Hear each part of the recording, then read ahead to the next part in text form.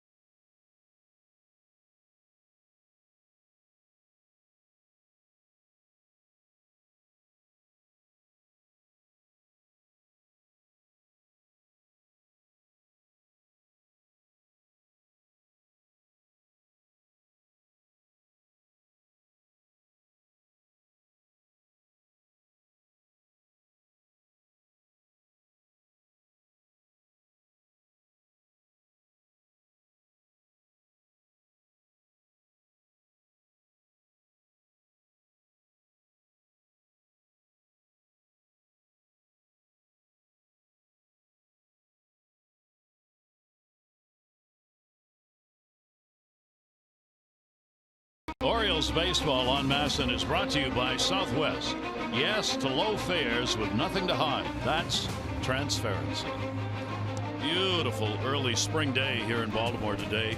Very few clouds, lots of sunshine. BGE Home, Baltimore's home team for heating, cooling, plumbing, and electrical. Why would you call anyone else?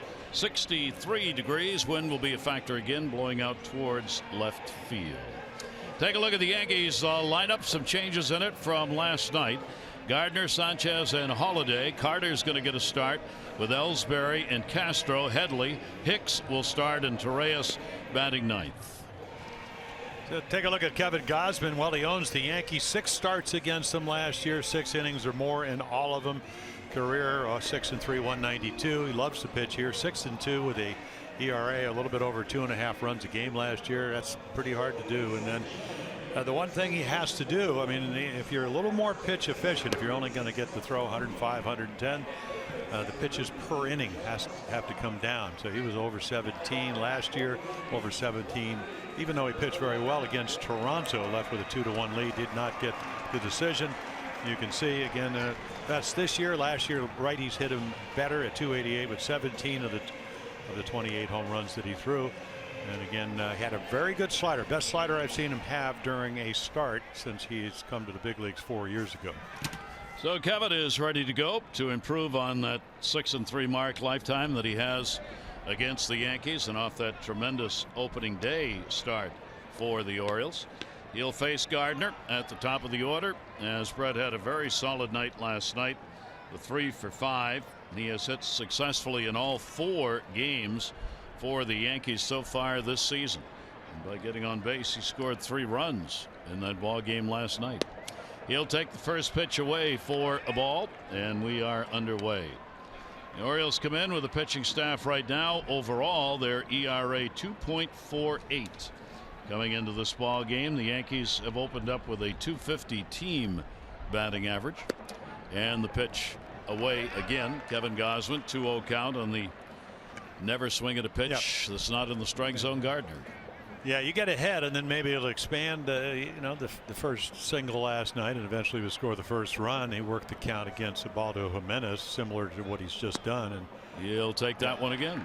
Yeah, I mean, this is a a fastball. It's 2-seamer. It starts on the plate, and I mean, all of them have been pretty much the same pitch. You got an umpire who probably will favor the hitters a bit in the strike zone, and Trip Gibson. That's inside, so 4 straight, and the leadoff man on for the Yankees. Well, we talked about Earl Weaver. Well, he used to always say there is no defense for walks, but just in case the balls get put in play, Kim Jones and Smith is the outfield. Machado, Hardy, they have won Gold Glove. Scope Davis, who's been playing extraordinary, and then Castillo, right here again, he loses his balance. Zach Britton throws a 1-hopper. It's probably about the 6th time this year. Throws right here again, another one. So playing a Gold Glove first baseman.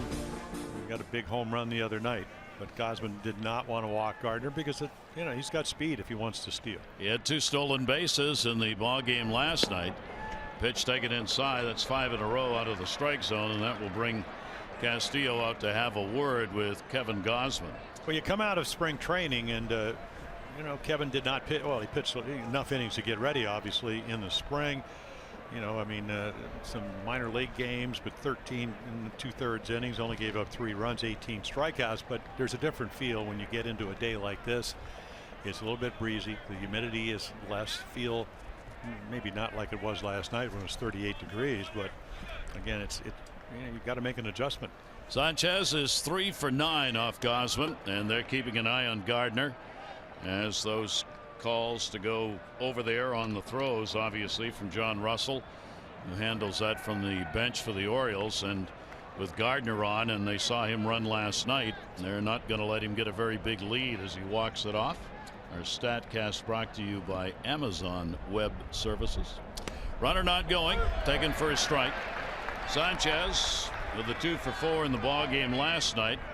Sanchez, one of the youngsters we've talked about on this team. And Sanchez, Bird, and Aaron Judge combining for a 3 for 24 through the first 4 games, 7 strikeouts. So Sanchez is in the lineup today. Bird and Judge are not. 1 ball, 1 strike count. Orioles squeeze the middle on Sanchez in the infield. Breaking ball is going to miss outside. Yeah, and that ball you might have. I mean, he's shaking his head already because, again, obviously didn't want to walk Gardner, but that slider, it appeared to be a strike. He thought it was.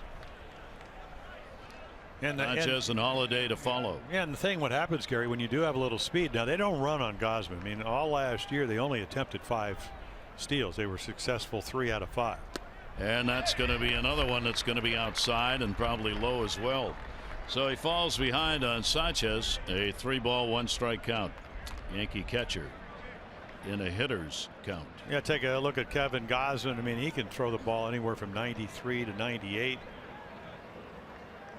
And again, just trying to find the strike zone. And again, it's not easy. You know, when you had a guy that hit 20 home runs in 53 games at the plate and hit 1 last night. 3 ball, 1 strike count. Wind blowing out to left field. He will pop that one high up in the air. High sky. Quite a bit of glare with that sun. It'll be handled by Hardy.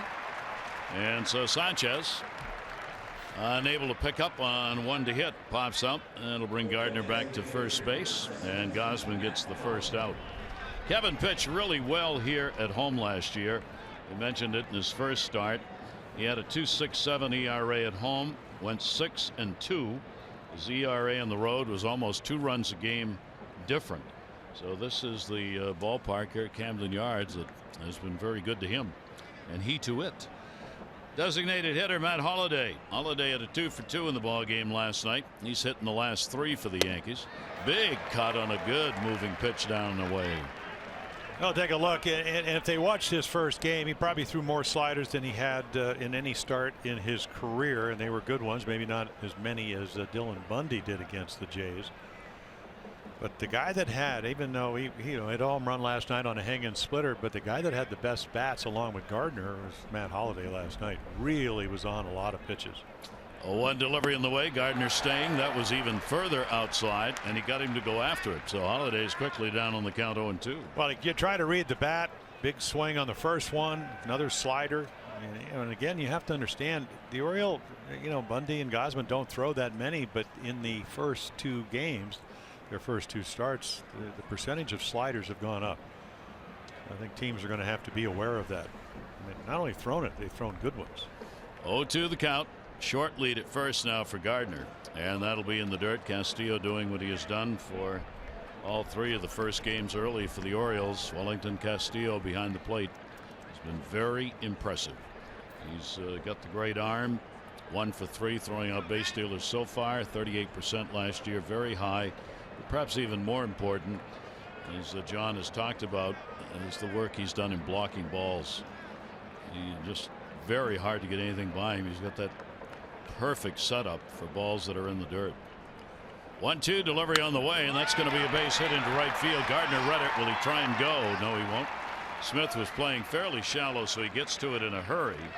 So Holliday's on with the first hit of the ball game, and the Yankees have first and second. Well, that's pretty much what he did last night. He had a little ground ball into right field with 2 strikes. So what's your approach? You could see him get the foot down, and then not a horrible pitch, just a better really process of hitting by Matt Holliday. So at age 37, he's proven to the Yankees, 1-year deal, that he can still swing the bat. So the Yankees will have Carter coming to the plate. Chris Carter, he made an appearance, at 1 plate appearance, ended up going 0 for 1 in the ball game last night. Carter getting the start at first base with Bird out of there. Now Bird's got a bad foot ankle. He fouled the ball off his ankle. They had some x-rays taken today, negative, but he's hurting, and so Carter's getting the opportunity at the plate today and at first base, and batting in the cleanup spot. 1-0 count. Gausman's delivery, and that'll be outside. The Yankees had a 3 for 10 with runners in scoring position last night. They have not started out well in that department for Joe Girardi's team. They are 6 for 19 on the year after finishing dead last in the American League last year with runners in scoring position with a .228 average. 2-0 delivery on the way, and he got a hold of that one. That one towards the gap will stay up. It'll be hauled in by Kim. Throw to second, not in time. trying to double up Gardner. Well, you kind of got maybe not the result that you thought you might have, but you did know that Carter 2-0. He hit 41 home runs last year, drove in 94 runs from Milwaukee, and had trouble getting a job. So he's all over the fastball, hits it hard, but gets it up on the end of the bat and hooks it to left field. So not the kind of count you want to get into when you're facing Chris Carter, but again, the line drive right at the left fielder for the second out. So a chance for Kevin to get out of the inning, and here's Ellsbury. Ellsbury's hit in the last 3 ball games. He has faced Gausman more than any other Yankee in that lineup today. 6 for 31 off Kevin. 2 on, but there are now 2 down. Ellsbury will go after it. Before we leave it, Matt Holliday, we want to say congratulations to Matt. That was his 2,000th major league hit. He becomes the 279th player to have 2,000 or more hits, and continuing a great career. A couple others this year, Jose Reyes, Adrian Gonzalez, have got a chance to reach that 2,000 hit mark. Up the middle, knocked down by Gausman. He'll go half over and make the flip. Good job. He gets out of a problem. No runs on 1 hit, no errors. 2 are left on base. An Orioles lineup when we come back.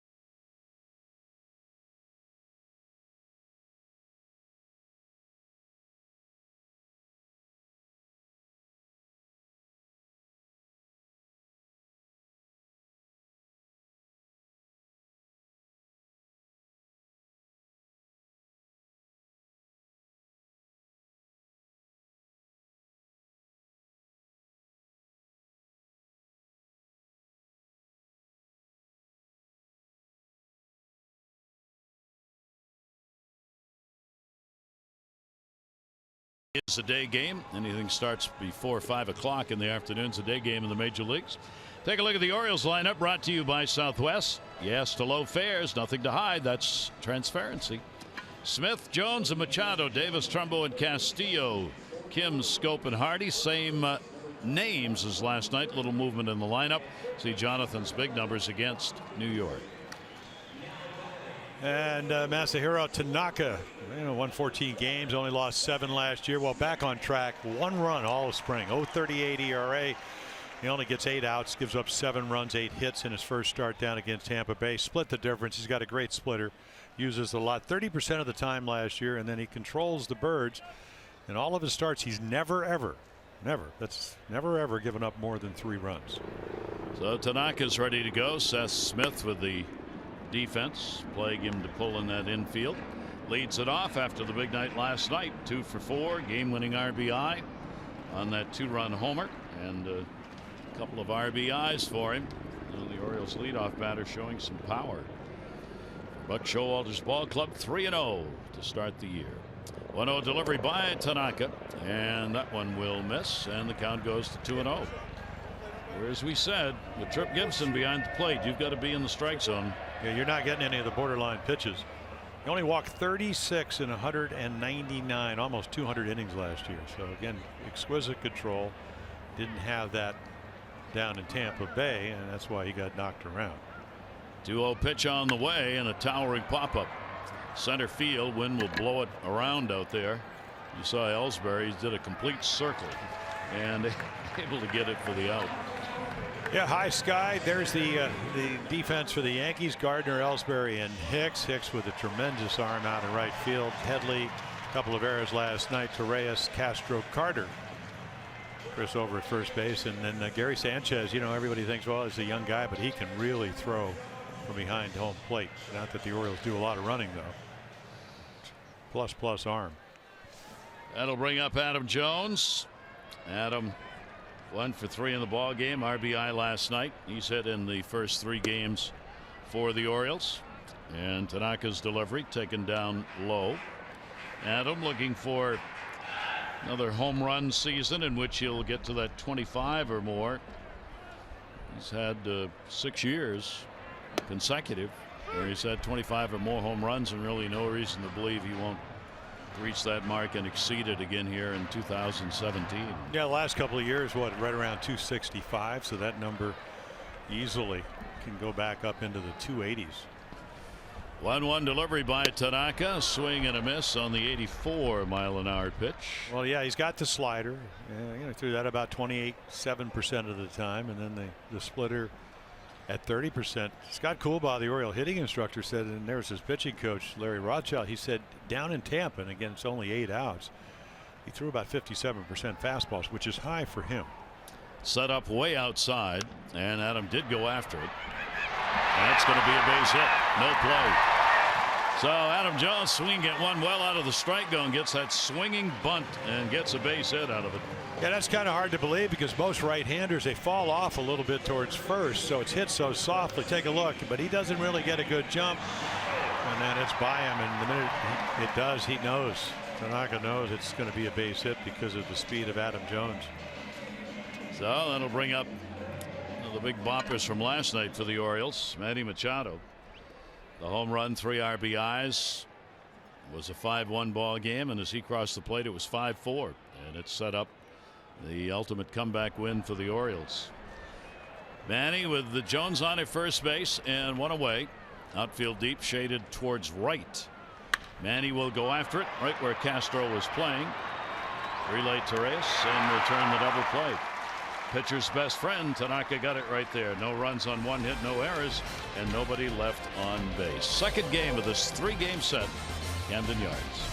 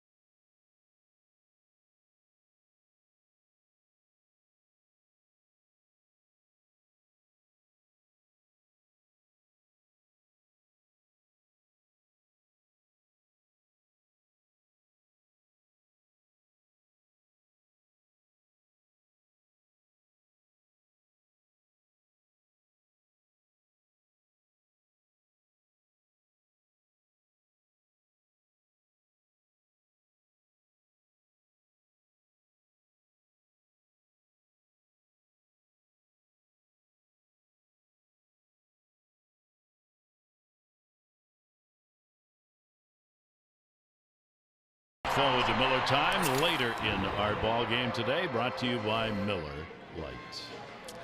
Kevin Gausman looking for a victory here after a very fine start in the opener, and everything the Orioles would want from him with the 2 runs, 5 1/3 on did walk 4 in the ball game. That was a high number for him. Doesn't give up those kind of free passes very often. I'd like to cut that one down. He has started this ball game out surrendering a leadoff walk to Brett Gardner, but got away with it. He will face Castro, Headley, and Hicks here in the 3rd inning. There's Starlin Castro. Numbers so far in the year. He has 3 hits, 14 at bats against Kevin Gausman. Right-hander's pitch to him will be taken inside for a ball. Yeah, you could see a lot of movement, and that's what we saw off the Gardner ball, running maybe 4-6 inches. So again, feel an issue when the ball is slick. Bounce that one. But what he does so well, I mean, you look at the record last year, 9-12, and you go, well, he didn't pitch well.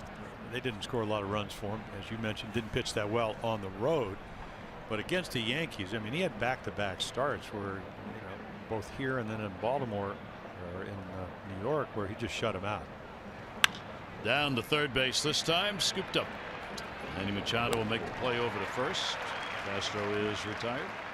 Take a look at our Jeep Inside the Numbers regarding the Orioles starter.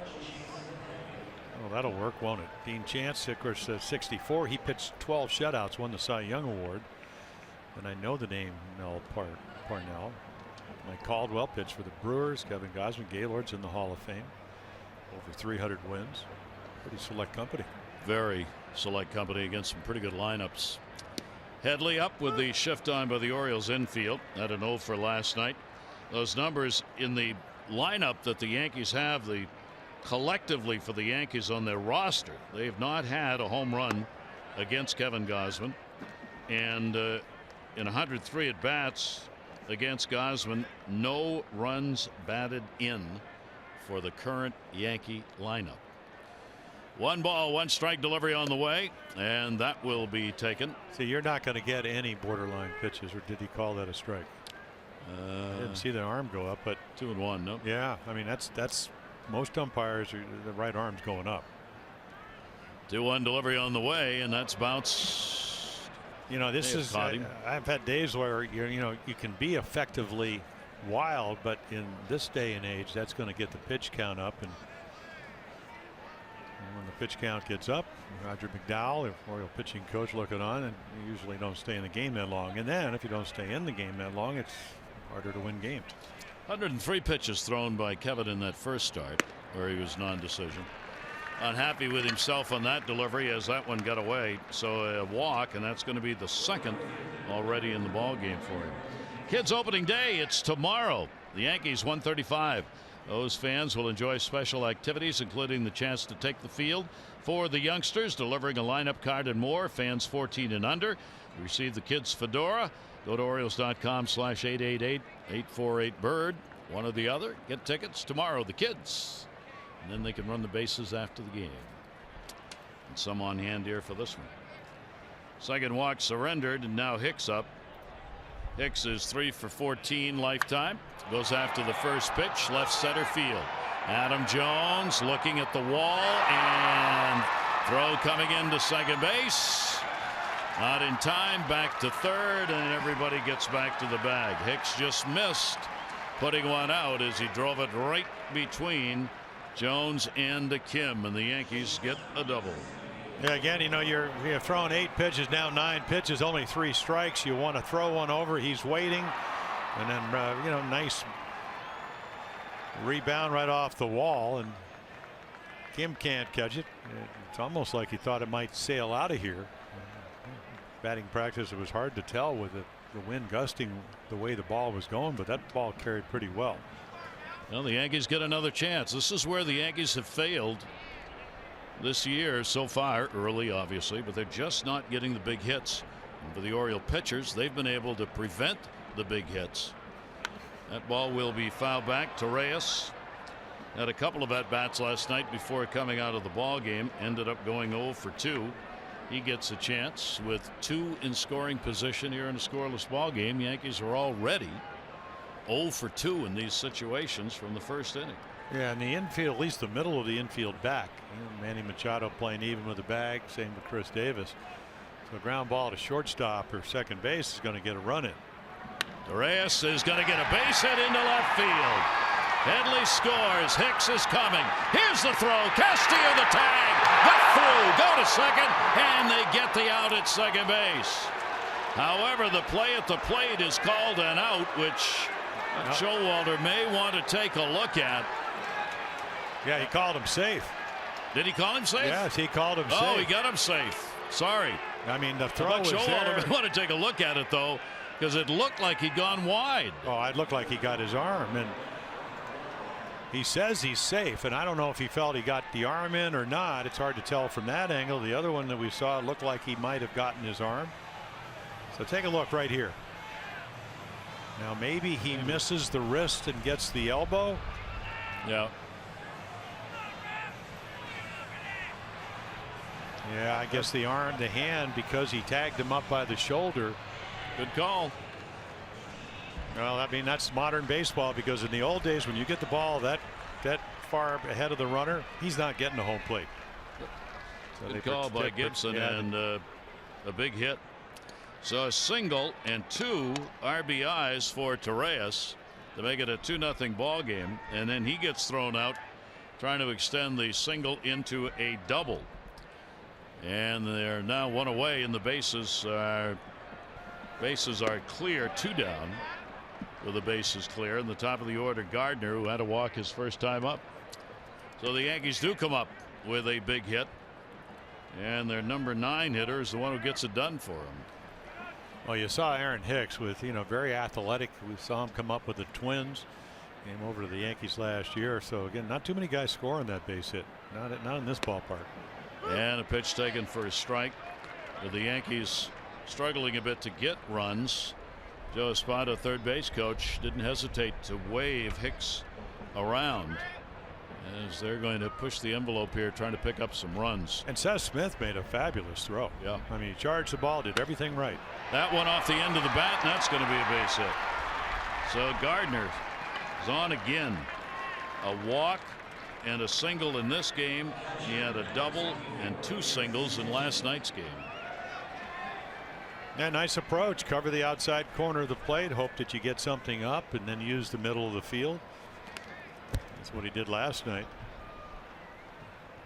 So with 2 away, Yankees get the lead and keep the inning alive. Sanchez popped out his first time up. Yankee catcher will stand in, and the Orioles will give him that right side again, with Jonathan Scope almost behind the bag at second base. Throw over. And again, Gardner will draw the attention of Oriole pitchers. Yeah, Kevin Gausman with 33 pitches, only 16 of them for strikes. And a lot of hitters counts. Sanchez trying to find a way to get on the board, looking for a hit. Not a big lead for Gardner. And there's that home run cut.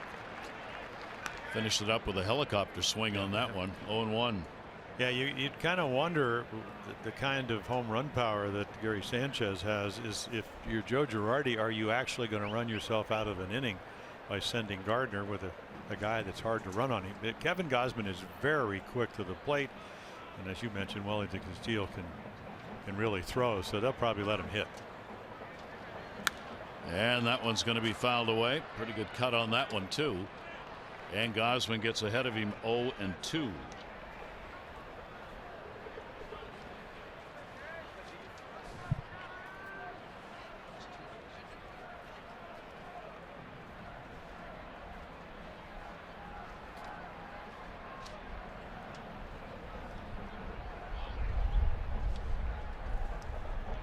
Oh-2 count with 2 down.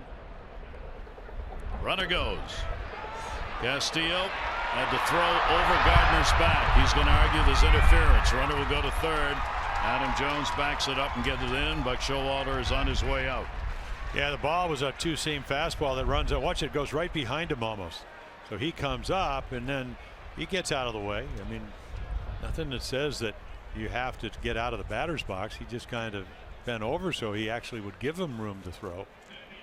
But as it turned out, because normally if the throw's away, I mean, you catch the ball and you come out in front of home plate, but when it's a tailing fastball, you're right behind the right-handed hitter. Yeah, made the throw impossible here. You watch him, he's not going to get out of the batter's box. Yeah, I mean, look how far inside. So right there, I mean, where's he supposed to go? If he stands up, Wellington Castillo, because Sanchez is bigger, he can't even, probably hits him in the helmet. It's a good professional move by a young player. He could have gone the other way, but nah. So it'll be a stolen base for Gardner, and the error charged on Castillo in the throw. So now with a 1-2 count, the runners at third base with 2 down for Sanchez. And a swing through it, and it won't matter. He gets him with a strikeout, but a couple of runs in. Torres got the RBIs, and the Yankees get the lead.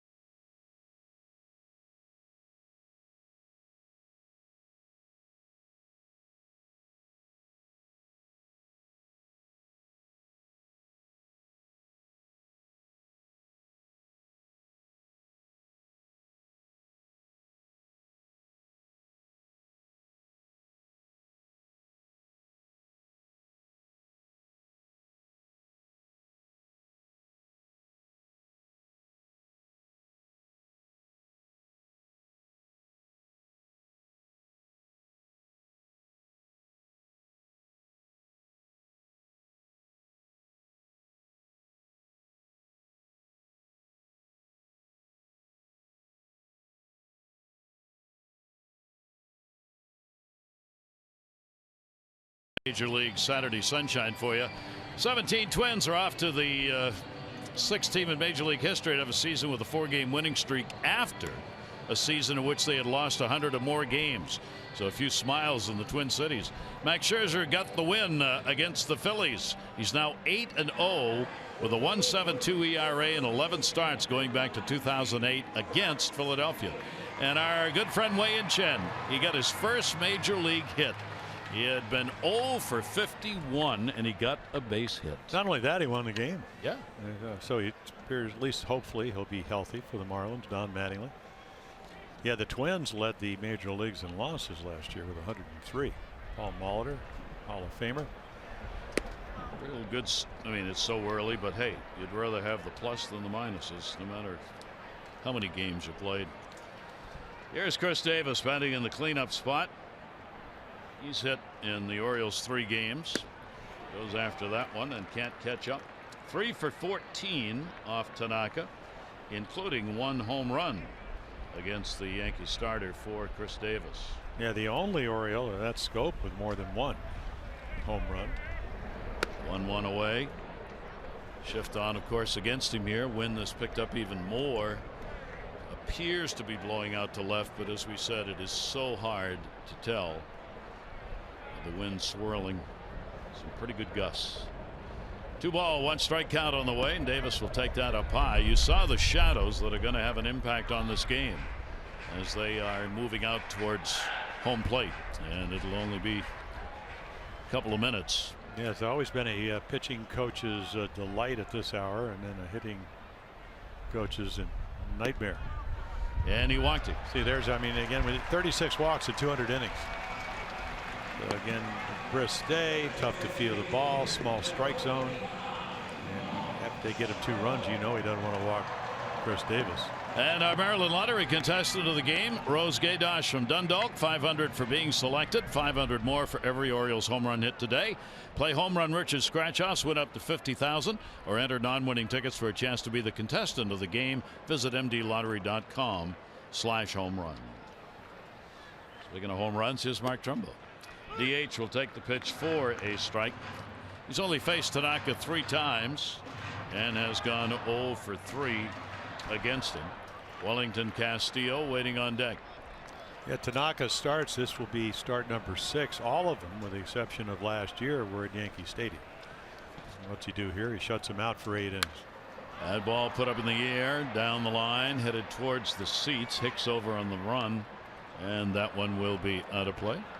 Let's take a look at our PNC Inside the Numbers regarding the Orioles DH.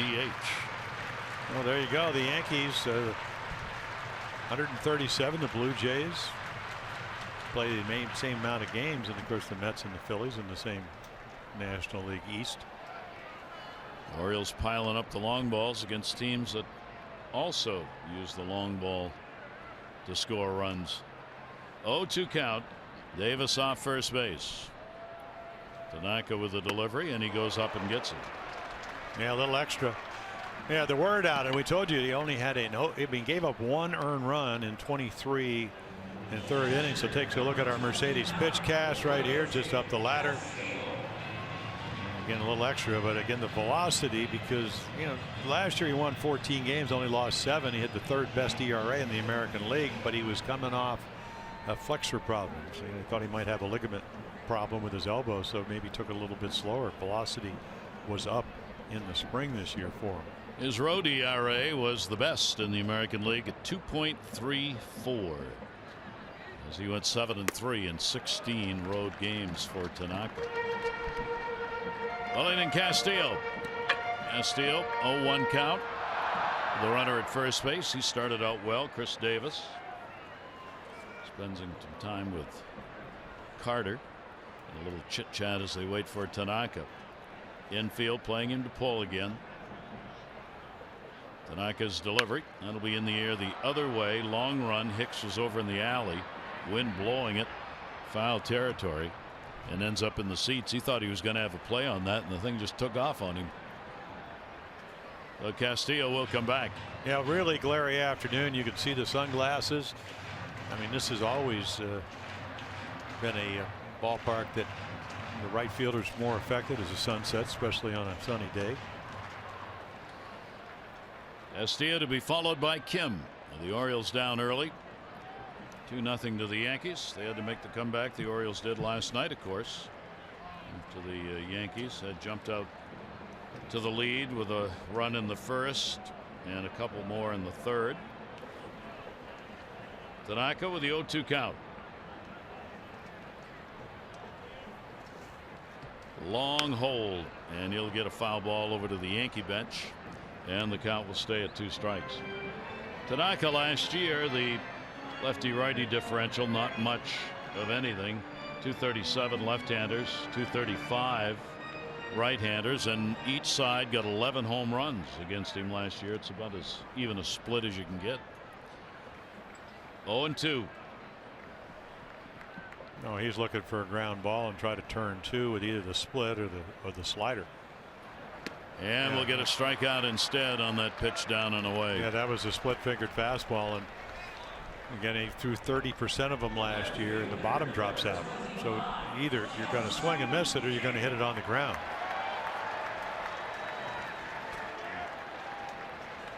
A lot of movement.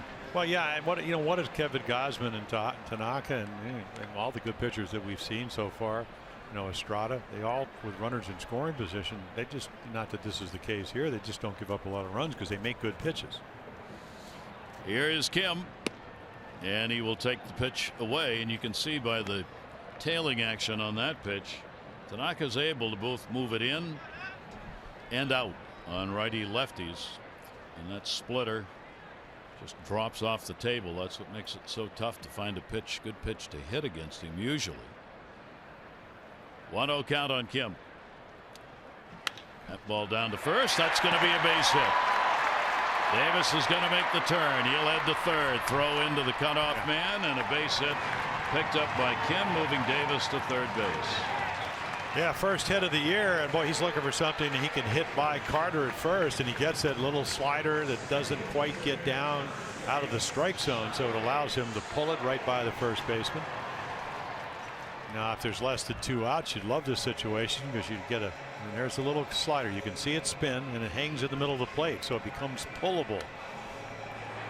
It's a new word that we're going to use, pullable.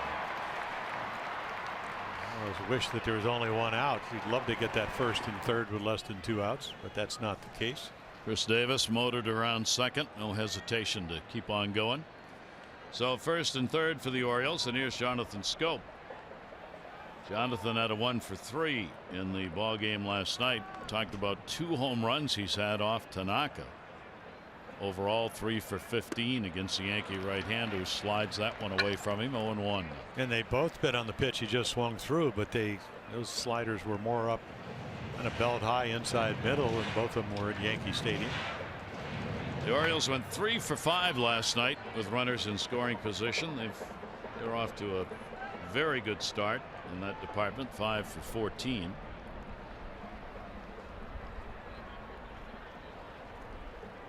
Schoop will reach for it, pop it up at the plate. Sanchez back, and that will do it. No runs on 1 hit, no errors. 2 are left on base. Yankees have the early 2-0 lead.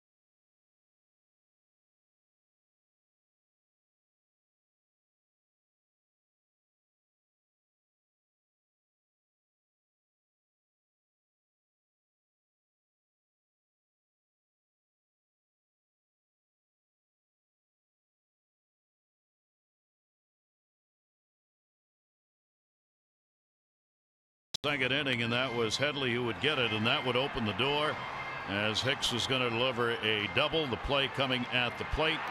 Good tag put on Castillo, but a little late. The hand got underneath it. Torreyes had 2 RBIs on this base hit. He would get thrown out at second, but he'd get the 2, and the Yankees have a 2-0 lead. Well, as you mentioned, Judge getting the day off, and he doesn't score on that ball, even though he can run pretty well for a guy 6'8", but Hicks gets a great jump. Smith makes a great throw, but he was able to, because of the jump, elude the tag.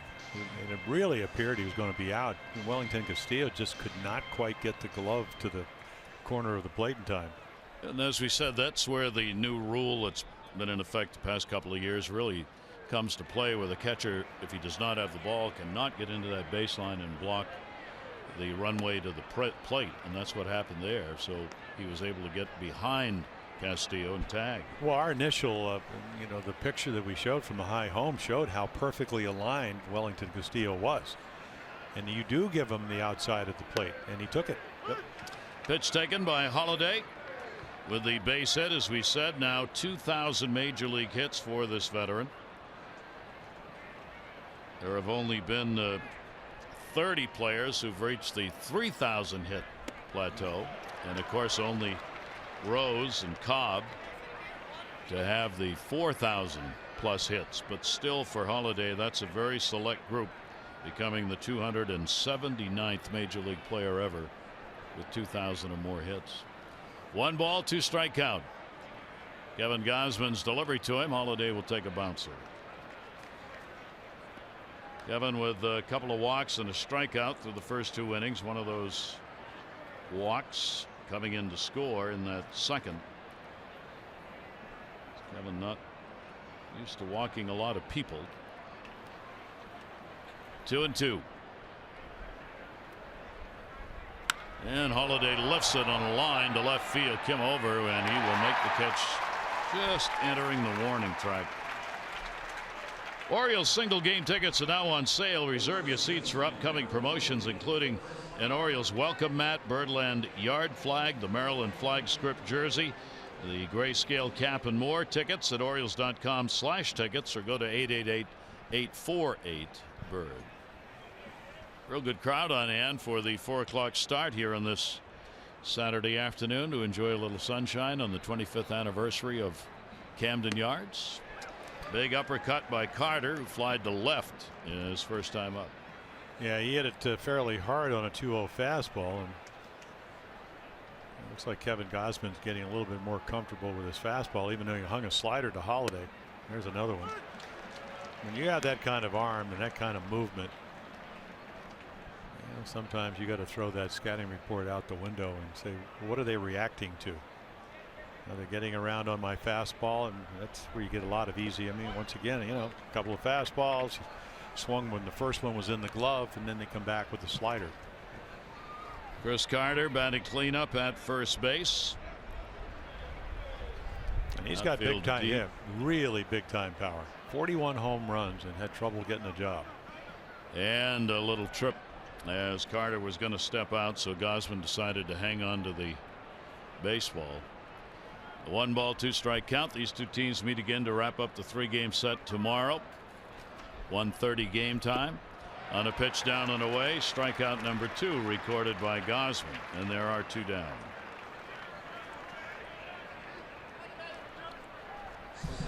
Well, much better slider, worked it on in spring training, drops the arm a little bit, but again, strike the ball. That's what you want to do, and that's really the reward that you get when you get ahead of a hitter. So perfectly thrown to Chris Carter. So 2 away, looking for a 1-2-3 inning. Here's Jacoby Ellsbury. Ellsbury grounded out his first time up. Machado in at third. Pitch up high to him. Ellsbury with the 1-for-4 that he had last night. Now an even .300 batting average here in this ballpark over the years with 7 home runs. Goes after that one, puts it up in the air. Jones coming in. Adams got it lined up and will put it away. Good inning for Gausman. He sets the side down in order. The Orioles coming up bottom of the 3rd inning, 9-1-2.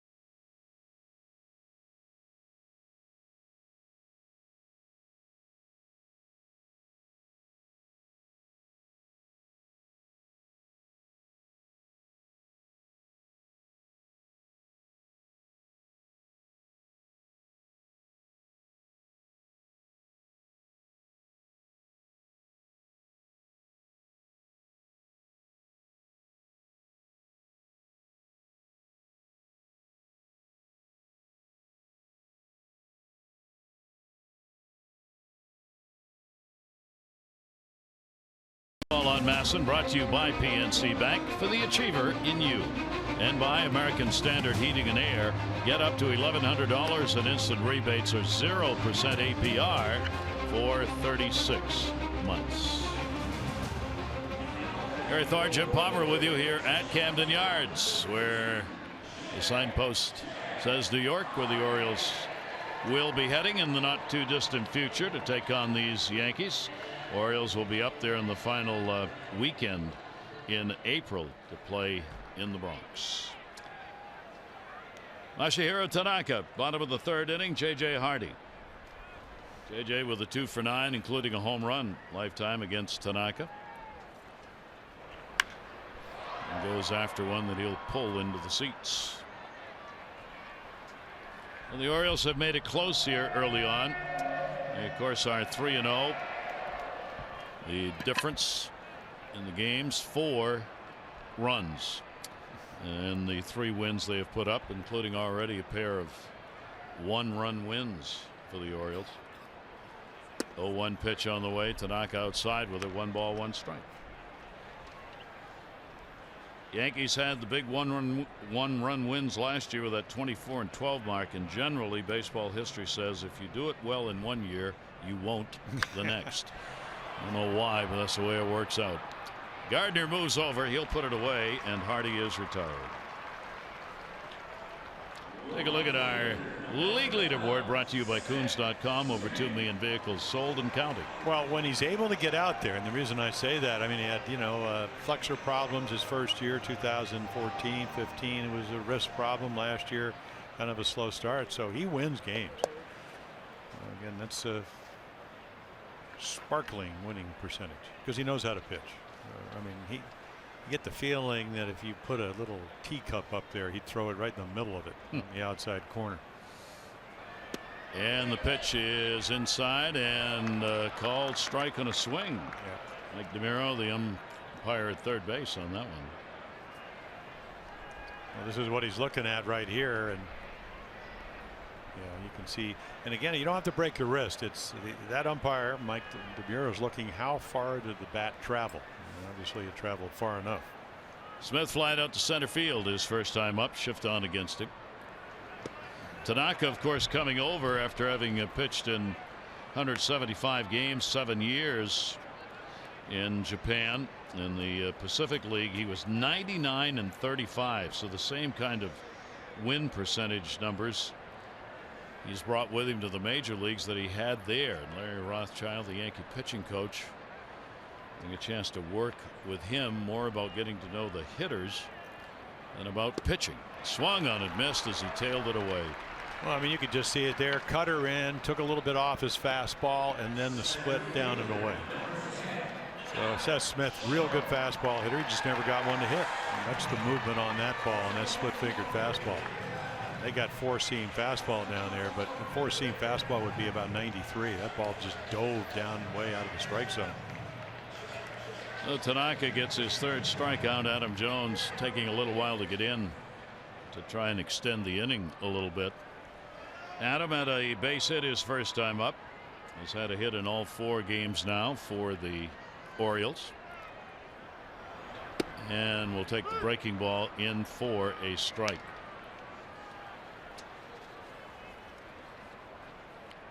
So Tanaka throwing a lot of strikes now. A couple of walks, 2 strikeouts for Adam. Ground ball toward short. This is going to be a long throw to Reyes. Nice play. Good stretch made by Carter at first base. Tanaka retires the side in order. 3 complete here in our Saturday afternoon ball game. Yankees lead it 2-0.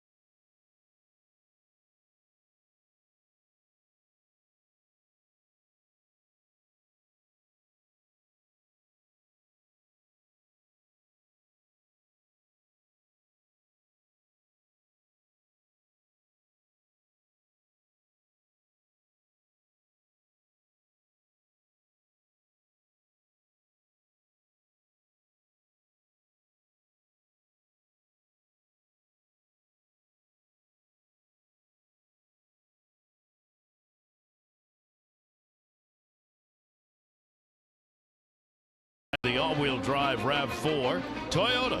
What drives you? Visit buyatoyota.com for great deals. Great crowd here this afternoon. This young man, this is in real time. I mean, there are no words. There are no words needed. Oh, sugar and caffeine. Yes. They will be married. And will spend their entire happy lives dancing. That's right. The pitch count 47. And again, the strike to ball ratio, not where Kevin would like it. So again, when you give up 2 early runs, all you can do shut the door. Starlin Castro leading it off. He grounded out his first time up. Of course, Kevin Gausman fully capable of doing that.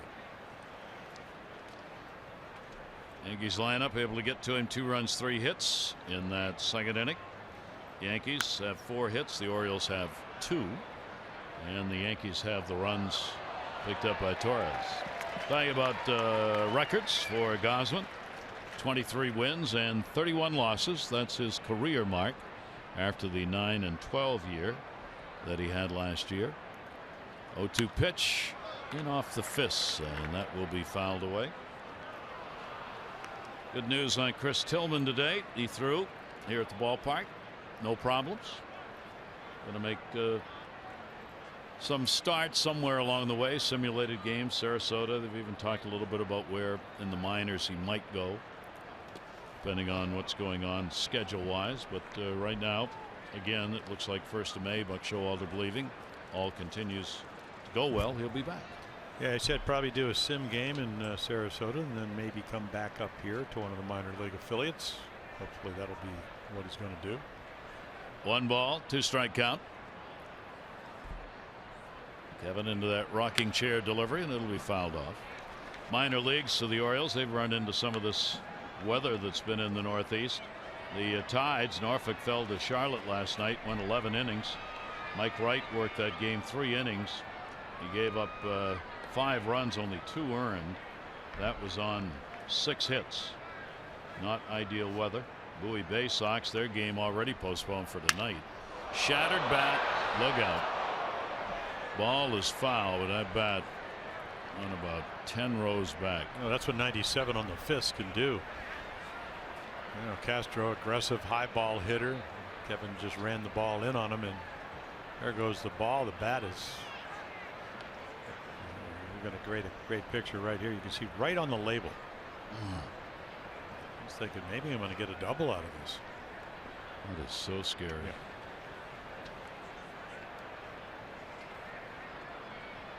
One ball, 2 strike count. And a ground ball to the middle, going to be a base hit.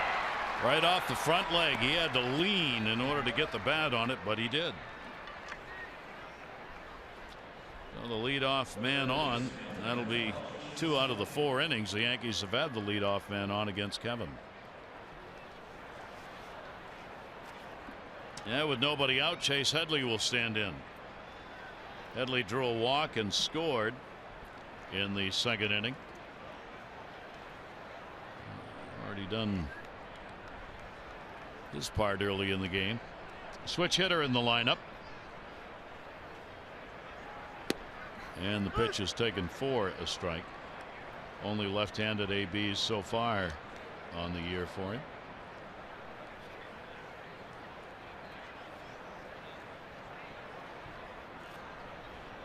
Orioles set up, double play depth.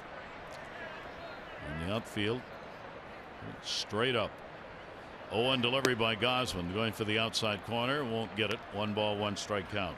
Yeah, you kind of know what's Headley, even though he can hit home runs, he's not. I mean, he can pull the ball. We've seen him do that over the years. But if he can hit a ground ball in the right field, he'd be real pleased because nobody's playing there because they're holding the runner. And of course, if you're Kevin, I mean, you have the ability to throw the ball on the outside quarter of the plate and keep that from happening.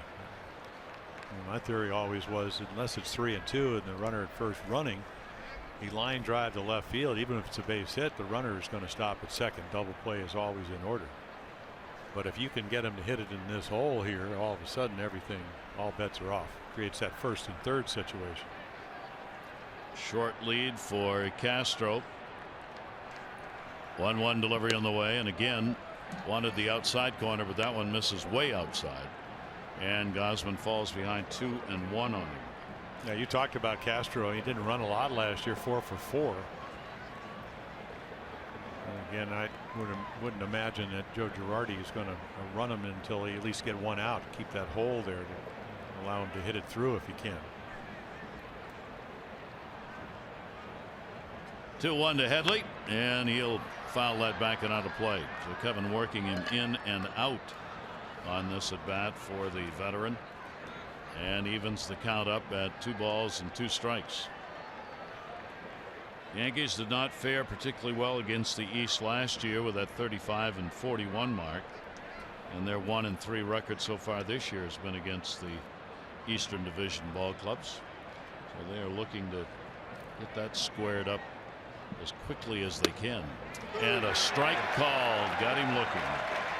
Yeah, we haven't always seen, at least this afternoon, Tripp Gibson call that pitch. I think Chet Headley thinks it's low, and you can see, all I know is Castillo brings the glove up and kind of helps Earn. So take a look right here, right around the knees, and again, how do you present it to the umpire well? With 1 away, it'll bring Hicks up. Hicks picked up 2-bagger and would score in that second inning. 1 down, runner at first base. Hicks will take the pitch. 27-year-old from the Minnesota Twins in a deal that sent John Ryan Murphy, the catcher, over to the Minnesota Twins. And Hicks, he'll get play if he can show at the beginning of the season that he's able to put some balls in play and get some hits. He hit only .217 in 123 games with the Yankees last year. And the pitch away, highly touted player coming to the major league level. Yeah, his first year with the Twins, and again he hit 192, and that's opening day 2013. If he can figure out what the feel was for him in August and September, where he hit over 280, he'd probably do a lot of playing. First round, number 14 pick when Minnesota got him, and he knew he had no chance on that one. It was in there for a strike, froze him, and a 2-ball 1-strike count. He was looking for heat. Instead, he got a wrinkle. Wellington Castillo talking about a couple of days ago, learning the pitchers, what they're comfortable with. Said even for him, the biggest job is to learn the hitters. 2-1, runner not going, outside corner, just missed. It's been an afternoon of just missing for Kevin Gausman. He's got a good fastball. The command maybe a little bit off. And these long counts have put the pitches up a little higher than he'd like. 3-ball, 1-strike delivery on the way, and that one right straight back. That's the one he wanted. And put it back into the screen. So the count goes to 3-2, and with the 1 away, Castro looking over to third to see whether or not Joe Torre wants him running. Joe Girardi wants him running or not here. Joe Torre doesn't really care. Not anymore. Not anymore. You're right. You got that right. 3-2 delivery, runner not going, ball hit in the air hard. That's going to be caught. Great play by Smith. He'll get it back in, not in time to get a double play, but Seth Smith with a good reaction, and Hicks is retired. Yeah, well, if he doesn't react well, it's going over his head for a double, hanging slider, and it's smacked. Really gets a good jump. You know, again, supposedly, and again, we don't get to see him that much because he's only playing for the Mariners and Colorado.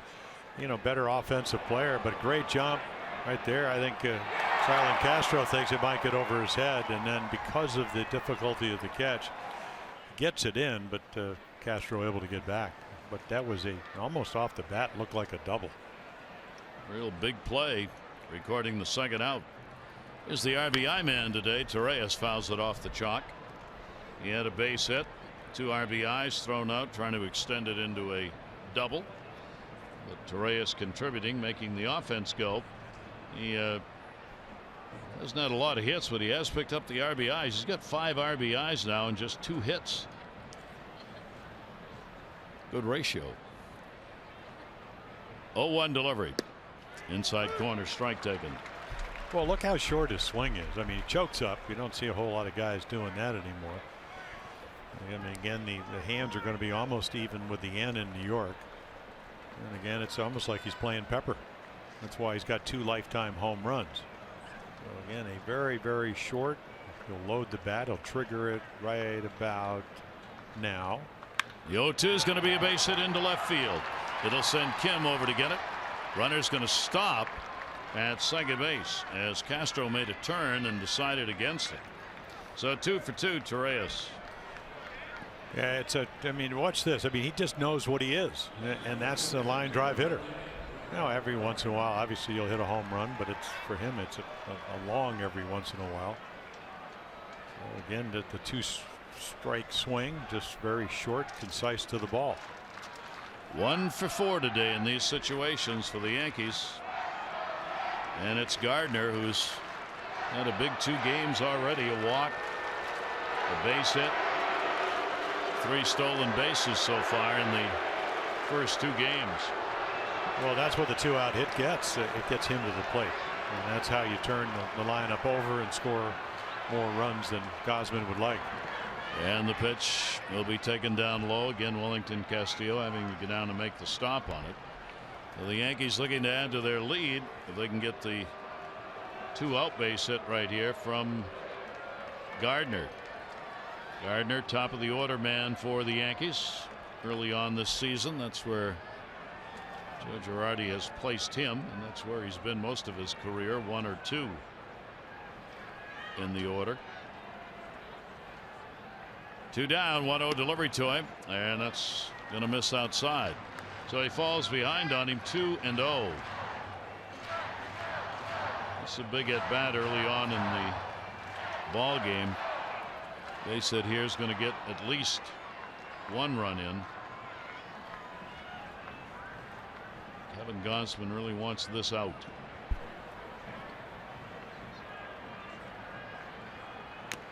He'll foul that one off the mask of Castillo.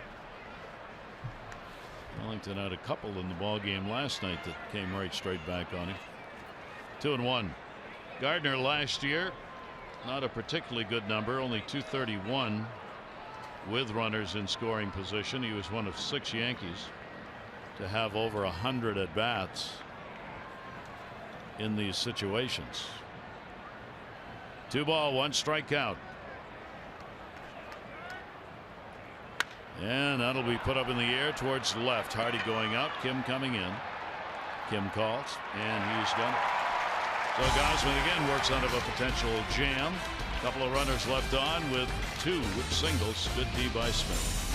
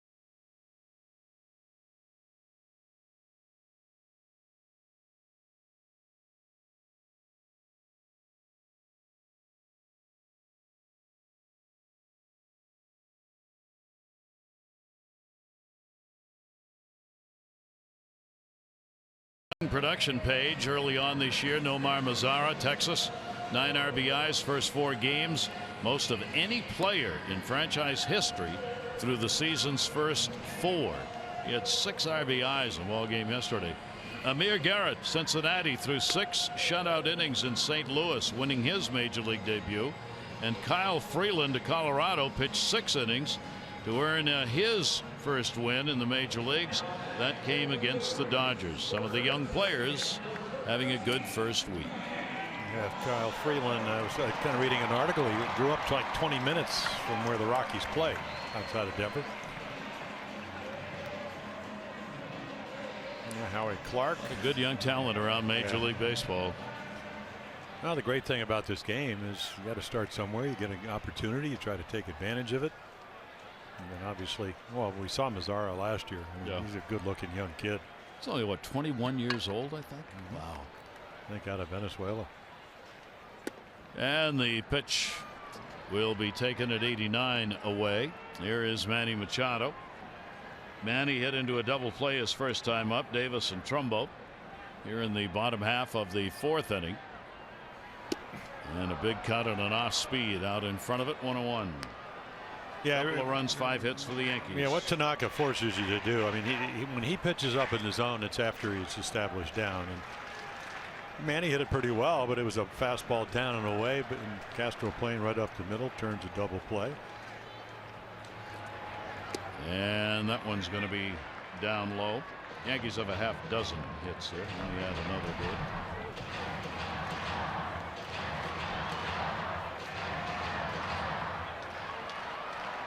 Blue Jays will play the Rays tonight in division play.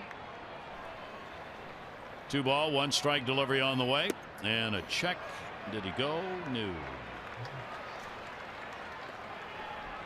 Ryan Gorman down at first base on the check swing.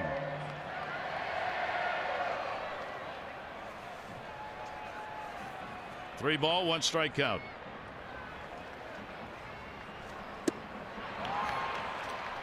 Yeah, you think you're going to get a good pitch. Hitters count 3-1, and what's he do? Throws a little slider. And he tries to hold up. You can see the swing way out in front of home plate. 3-2 delivery on the way, and that one bounces. May have caught a piece of the hand by Sanchez. So the Orioles will get Manny Machado on to lead it off. After tomorrow's home game versus the Yankees, the kids get to run the bases, presented by Wise Markets. Watch your kids' big league dreams come true. Ages 4 to 14 can run the Oriole Park bases just like their favorite birds tomorrow. That'll be tickets at Orioles.com or 888-848-BIRD. So the ever dangerous, for a pitcher at least, leadoff walk. 2 walks surrendered by Tanaka in the game.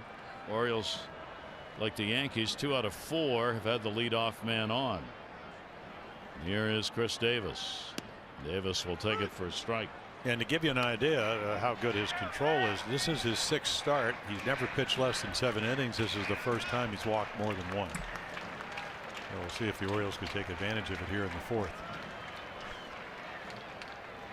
3 strikeouts, 2 walks for Tanaka in the ballgame. Shift on. Manny had been tempting, wanting to get him to throw over there. I mean, Manny's not stealing bases, but he did have a pretty hefty lead against Tanaka. Well, he hadn't stolen a base in about 7-8 months, and then if you had the offseason, it's over a year. So for a veteran pitcher, he's not going anywhere with Chris Davis up. 0-1 delivery on the way, and Davis down to first and foul. He'd like to circle the bases after Chris follows him, but he'll take him back to first base.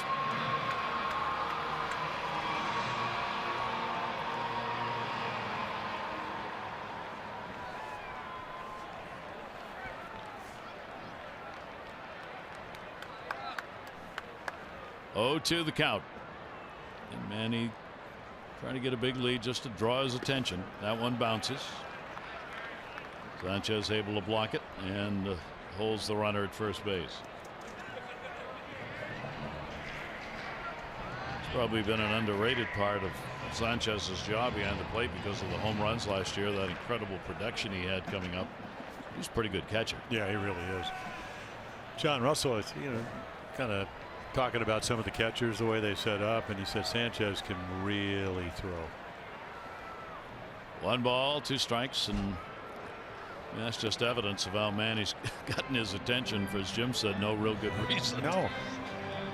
I think I might want to concentrate on the guy that's got more home runs in the last 4 years in Major League Baseball standing at the plate, but maybe he knows something that I don't know. I don't think so. 1 ball, 2 strike count. And Chris will go the other way with it towards the gap. Gardner over. Gardner diving! Makes the catch. And Manny hustles back to first base. Brett Gardner robs him of a 2-bagger. Yeah, he pretty much playing straight away, and of course for Gardner, the home runs went down last year, but for the first time in his career won the Gold Glove, and here's an example why. He's got really good speed. He's got to reach across his body. If it goes by him, it's going to be second and third, maybe second and home. So again, a ball that might fall in for a single, maybe extra base hits is just an out, even though you like the approach by Chris Davis going the other way. Yep. So 1 down. Trumbo will take the pitch outside. Trumbo, a strikeout victim, his first time up. Orioles trying to continue. It's been a very good streak against the Yankees, particularly here at Camden Yards. The Orioles have won 6 of the last 8 against New York, and the Yankees just have not had any luck here in this ballpark, or the other way around. The Orioles have outplayed them here in this ballpark. 9 consecutive series won by the Orioles here in Baltimore. 1 ball, 1 strike count.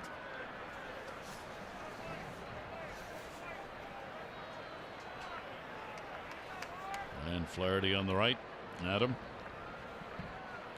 Kind of hard to believe Adam's chatting in the dugout.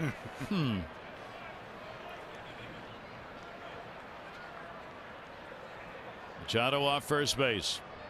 1-1 delivery by Tanaka. Over the top.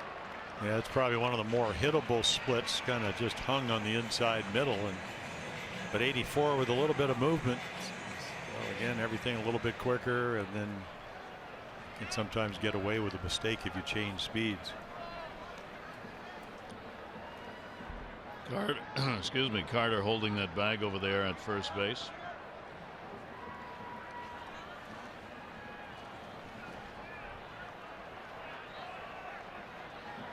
Tanaka taking a look around at his defense.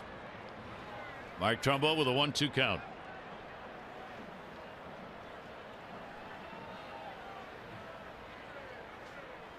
Runner not going anywhere, and the pitch will be taken inside.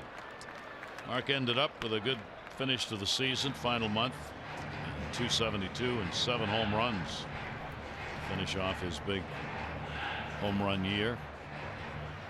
The Orioles, a lot of Oriole fans didn't believe he'd be back in the Oriole uniform this year, and it worked out, and he was, along with the Orioles, very happy about it. Runner goes. Throw down. Sanchez on a hop. Tag. No. Stolen base. So he does run. Manny Machado picks up a stolen base on the strikeout of Trumbo. Yeah, first stolen base since 2015. Gets a good jump.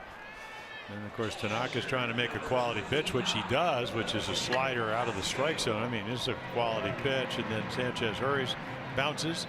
Might have been close if Castro could get the arm out, but he's worried about Manny. I mean, he's kind of catch it and then not get spiked, which certainly was a possibility. If he holds the ball, he's probably out because he came off the bag a little bit, but he was just more worried about getting out of the way. He needed that sustained tag. Yeah, but that's hard to do it when Manny has gotten a lot bigger. I don't know. I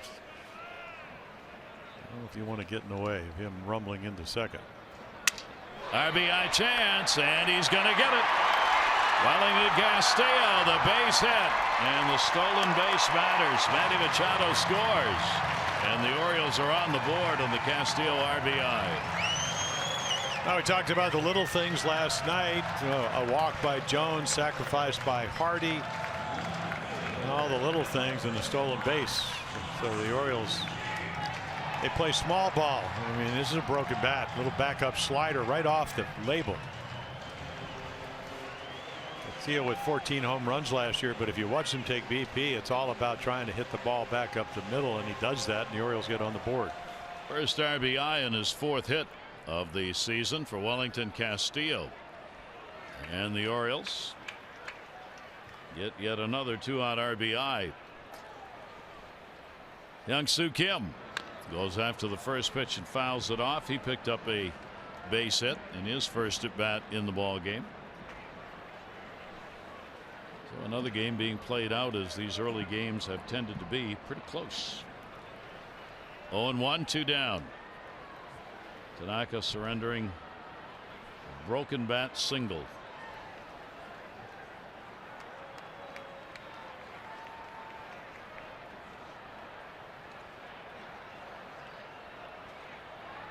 Kim goes after another one that came inside on him and up and fights it off.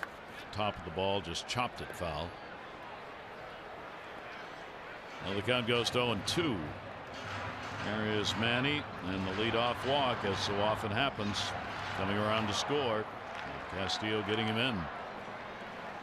0-2 count, 2 down. Full shift employed. They had not been in it prior to the 2-strike count. So with 2 strikes, they plan to pull even more than earlier in the count. Short lead at first for Castillo. Inside. Yeah, a little extra at 93. Tried to run it back and hit the inside corner.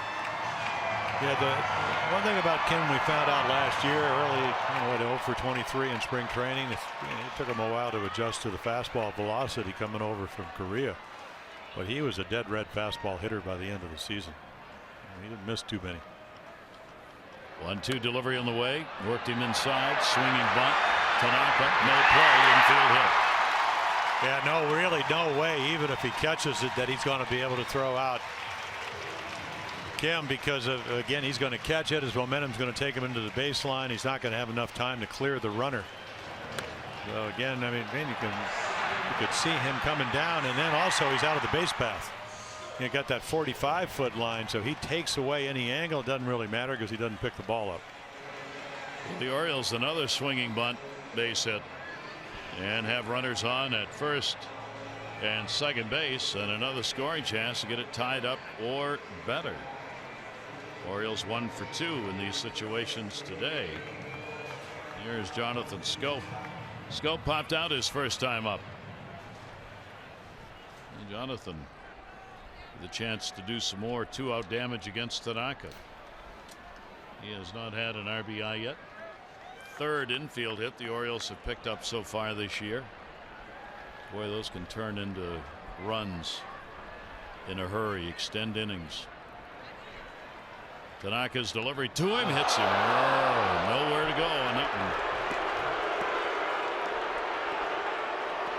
Well, remember, we talked about the home runs, and I'm not saying he's throwing at him because that's not the case, but he knows he's got to pitch him in, and then again, not a lot of humidity here, probably in the 30 percentile. Ball just gets away, and Jonathan, the good thing about it, he lets him roll into it. So he gets hit in the arm, not that it doesn't hurt, but the Orioles load him up. First hit batter by Tanaka this year. All of a sudden, this inning that looked like it wasn't going anywhere until Manny Machado stole second. Well, could be a big one. Yeah, J.J. Hardy, there's the career numbers with the bases loaded, but he's moved a little bit up on the plate compared to last year. Just feels a little bit healthier. Hit 9 home runs last year. Flied out to left his first time up. Hardy goes after it and pops it up. Yankee dugout, and it'll be over it, and a foul ball. Hardy will stay at the plate. Well, you get an idea of what veteran pitchers could do. He just tries to come in on Schoop and hits him, and then what's he do to the next batter? Hardy runs the ball back in again, because you got to trust your ability to throw the ball where you want to at this level. Area base runners with Castillo, the RBI single at 3rd, Kim the infield hit at 2nd, and the hit batter Schoop. around at first base. 2 down, 0-1. Tanaka prolonging the set, and another tip into foul territory. So he'll get ahead of the count on Hardy 0-2. Yeah, you don't get a hole at the end of the bat. That's where that slider, I mean, it just went down and away, hit it right on the end of the bat. It's got it, and it chipped it. Just don't get a lot of pitches to drive off of Tanaka. But we saw JJ last year, and you mentioned it opening day. I mean, he had one of the better numbers on the team with runners in scoring position at 295 because he used right field. He's got a lot of right field to use, and this at bat, Hicks plays him very deep. Tanaka 0-2. Sacks full. The delivery on the way to Hardy, and Hardy will chop it back again. Going to go to the plate, and we'll get the force out there. So the Orioles will pick up a run on a couple of hits, no errors. They leave the bases loaded. Now a 2-1 Yankee lead.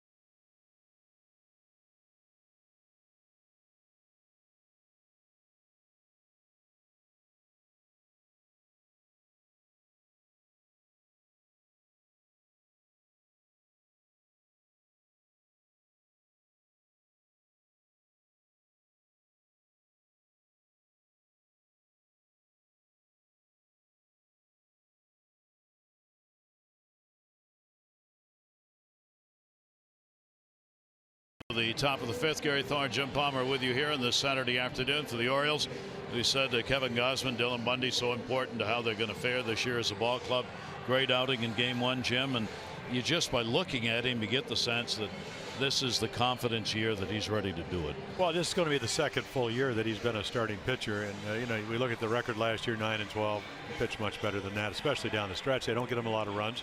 Didn't get a lot of runs in the first game against the Blue Jays. Haven't gotten him a lot of runs today. So, you know, he's fully capable of pitching the way he is and be able to, you know, not to panic.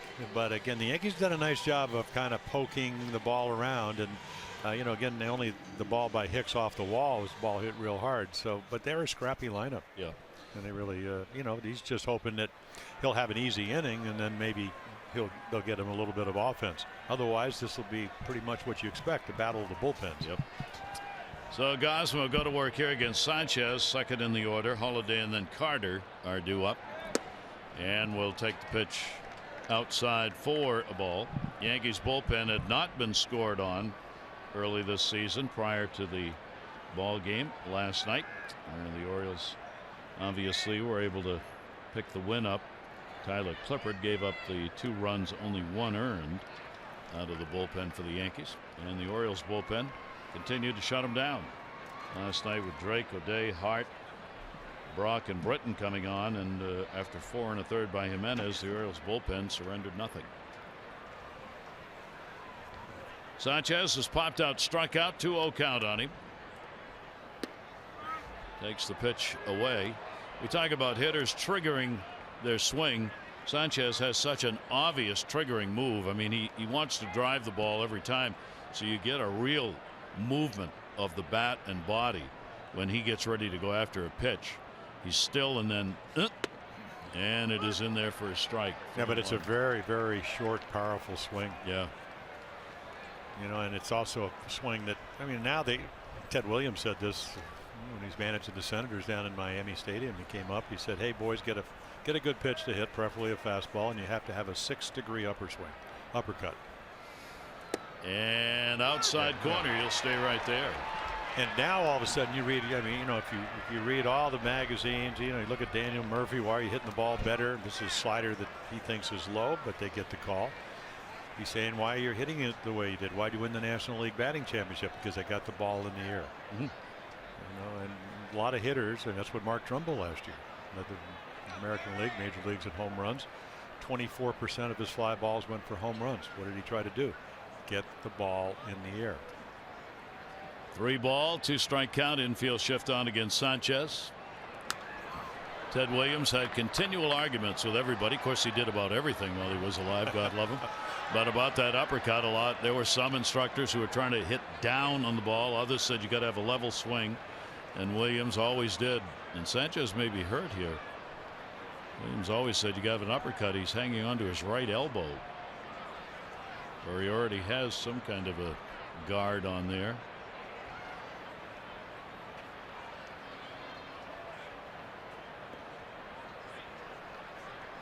Yeah, big swing on a high fastball,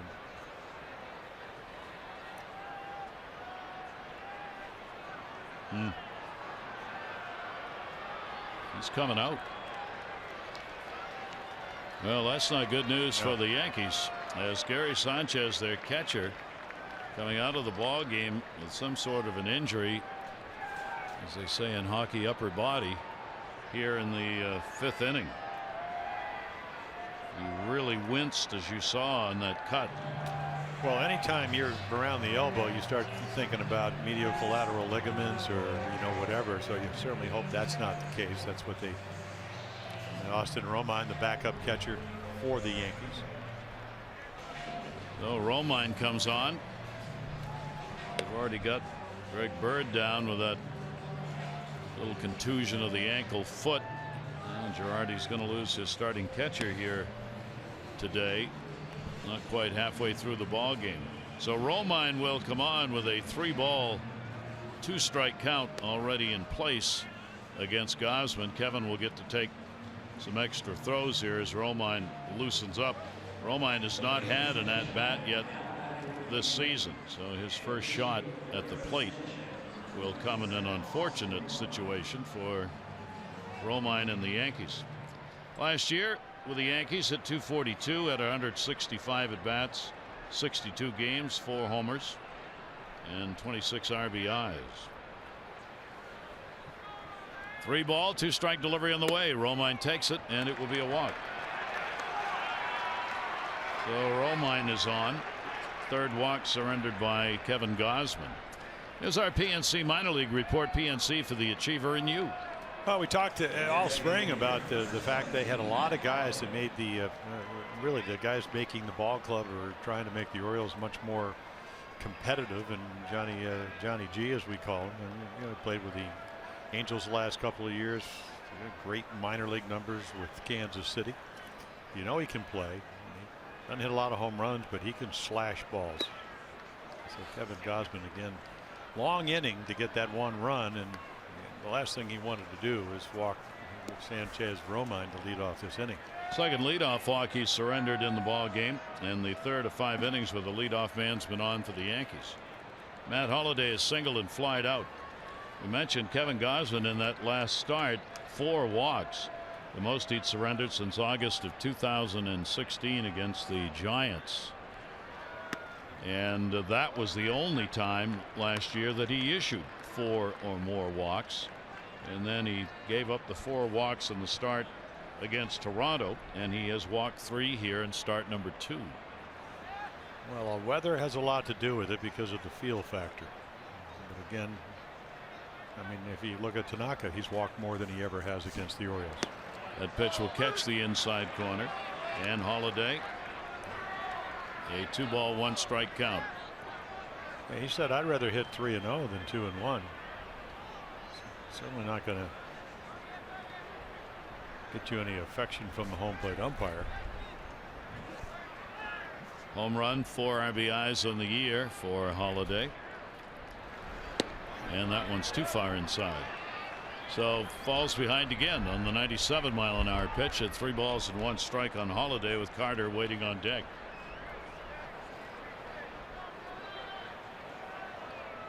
Steps back a little bit to think about, what am I looking for here? Well, he's going to hit off the fastball. If he hangs the slider, that'll speed up the bat. 3-1 delivery to him. It's right there. Yeah, but he didn't hang it. He threw a good one. Well, the one thing I've noticed with Wellington Castillo, I used to think that Matt Wieters would call a lot of breaking balls. They've almost doubled. I mean, he really likes the slider. So 3 balls, 2 strikes. Romine is on at first base. And got him to go after one down and away. Slams the bat in his hand on the strikeout. So he went from good to better right there with that slider. 3-1 just to get it over, and then the perfect one down and away. Even be more perfect, he could have gotten a ground ball in turn 2, but he swings right through it. Not going to hit that one. No. That'll be strikeout number 4 for Kevin. And here is Carter. Carter, a strikeout victim, and he is flied out. Chris Carter, infield, staying at double play depth with Romine at first. Carter goes after one, and he just burned that by him in 96. He was late on the swing. Yeah, the problem for Chris, of course, 94 RBIs, the 41 home runs, but he was playing every day in the National League, playing for Milwaukee. And most of the time when he played for Houston, before that, Oakland, he was a full-time player. A 1 delivery. Up in the air. Second base, probably. Scope and angle. And we'll put it away. So Carter's retired, leaving Romine at first with 2 down. So much to see and do on the beaches and islands of Sarasota, Florida's Gulf Coast. Discover the sophisticated ambiance of Lido Key, visiting 3 beaches, and don't miss a stop at St. Armand Circle, a mecca for foodies and shopaholics alike. Plan now to visit Sarasota.com is where you can get the info.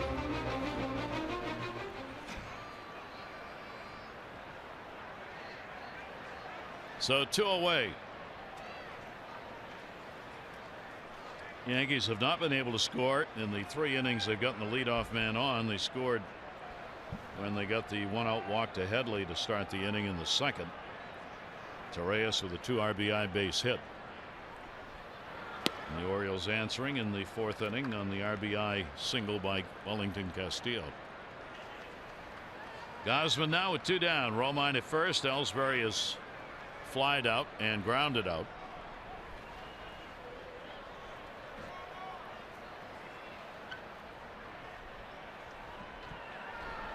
Big swing, base hit into right field. Romine not fleet of foot, will make the turn. Ball slowed down, throw way over everybody to third. And he comes out to cut it down, hang on to it. Ellsbury, a base hit. Yeah, and Seth Smith misses the cutoff. Ellsbury doesn't take advantage of it, kind of threw a floater. A little slider comes back to the middle of the plate, so it becomes very hittable. And Ellsbury, who had some good at bats last night, just rips it in. And then again, the Sunfield. So you come in and just hit the cutoff man, but way over his head. You see Gausman, he's trying to get to third base to back it up. I don't know if he anticipated the throw or not, but man, he flags it down. So the pitch count now at 90. And you saw Buck on the phone, bullpen active. Well, it's been a battle, and the one thing that Kevin Gausman last year, runners in scoring position, 200 for the year. As Oliver Drake, who pitched last night, less than an inning, he'll get loose. Castro will stand in. The base hit. He is grounded out. He is 0 for 5 this year with runners in scoring position for the Yankees, who are 1 for 5 today. First and third. There are 2 down, and Castro try and bring home Romine from third. Not on that one. Yeah, well, you see how good a fastball he has. He's a high ball hitter, and he swings right through it. 280 lifetime hitter. And Brian Cashman goes out. He wants somebody to play second base. He goes and gets Castro. We mentioned last night, he's certainly somebody you can trade for because the Cubs had a lot of young players. They give him Adam Warren, and then when they trade Chapman over to the Cubs, they get him back, Adam Warren, and they have a good second baseman. And he had a terrific year for him last year. And he's young, 27.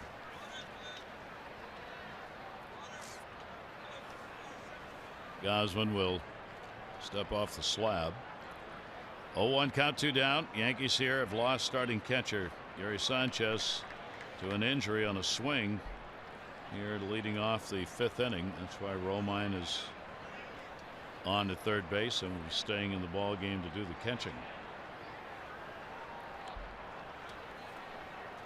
0-1 count, 2 away.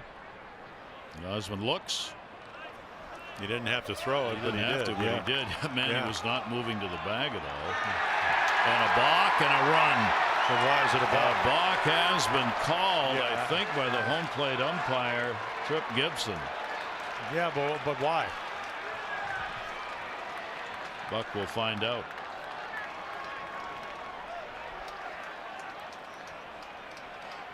I mean, there's no balk. Is he going to say he threw to an unoccupied base? But it's not like first base. I mean, if you're left-handed, if your foot goes behind the rubber, you have to come home. I don't certainly claim to know all the rules, but I just don't think that's a balk. I mean, obviously, you can fake a throw to third. You don't have to throw there. But why was the balk? Because it's a run. Did he step off the rubber? No, it doesn't matter. If he steps off the rubber, then the ball's not in play. It's in play, but it doesn't matter where you throw. I would imagine this is something that you can't ask for a review or.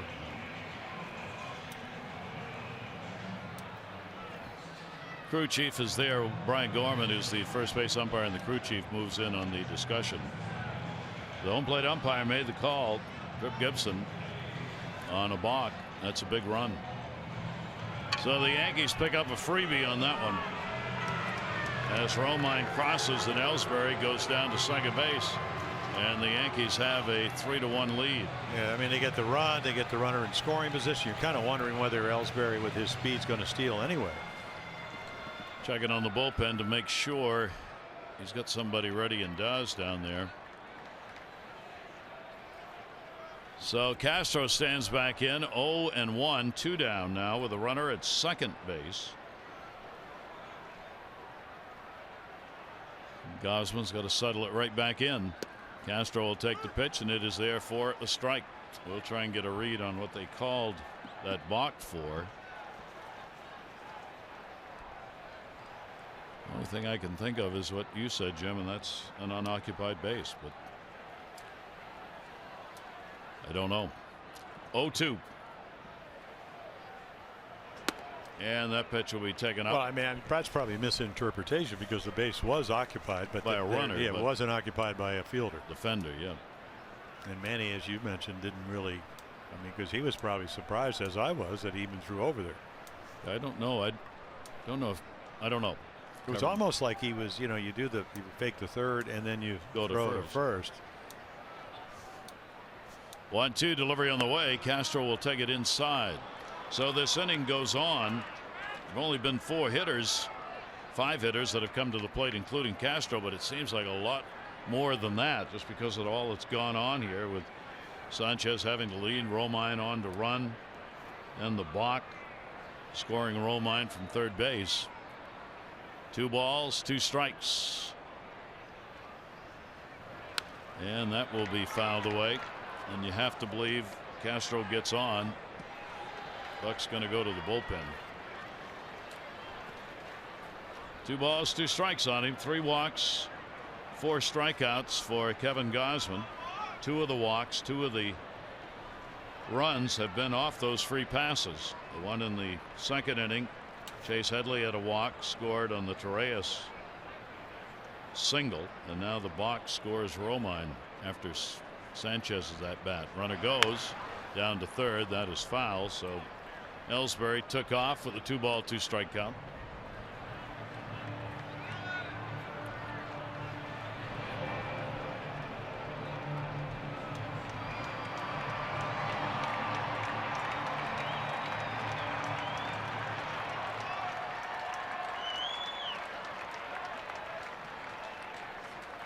2-2, 2 down. Long inning for Kevin. Long ball game in terms of pitches. Trying to get through this 5th inning without throwing 100. Ellsbury jumping around out there, and Scope was moving over, so Gausman just stepped off. Castro here, doesn't matter really whether Ellsbury runs or not. He's got to swing if it's close.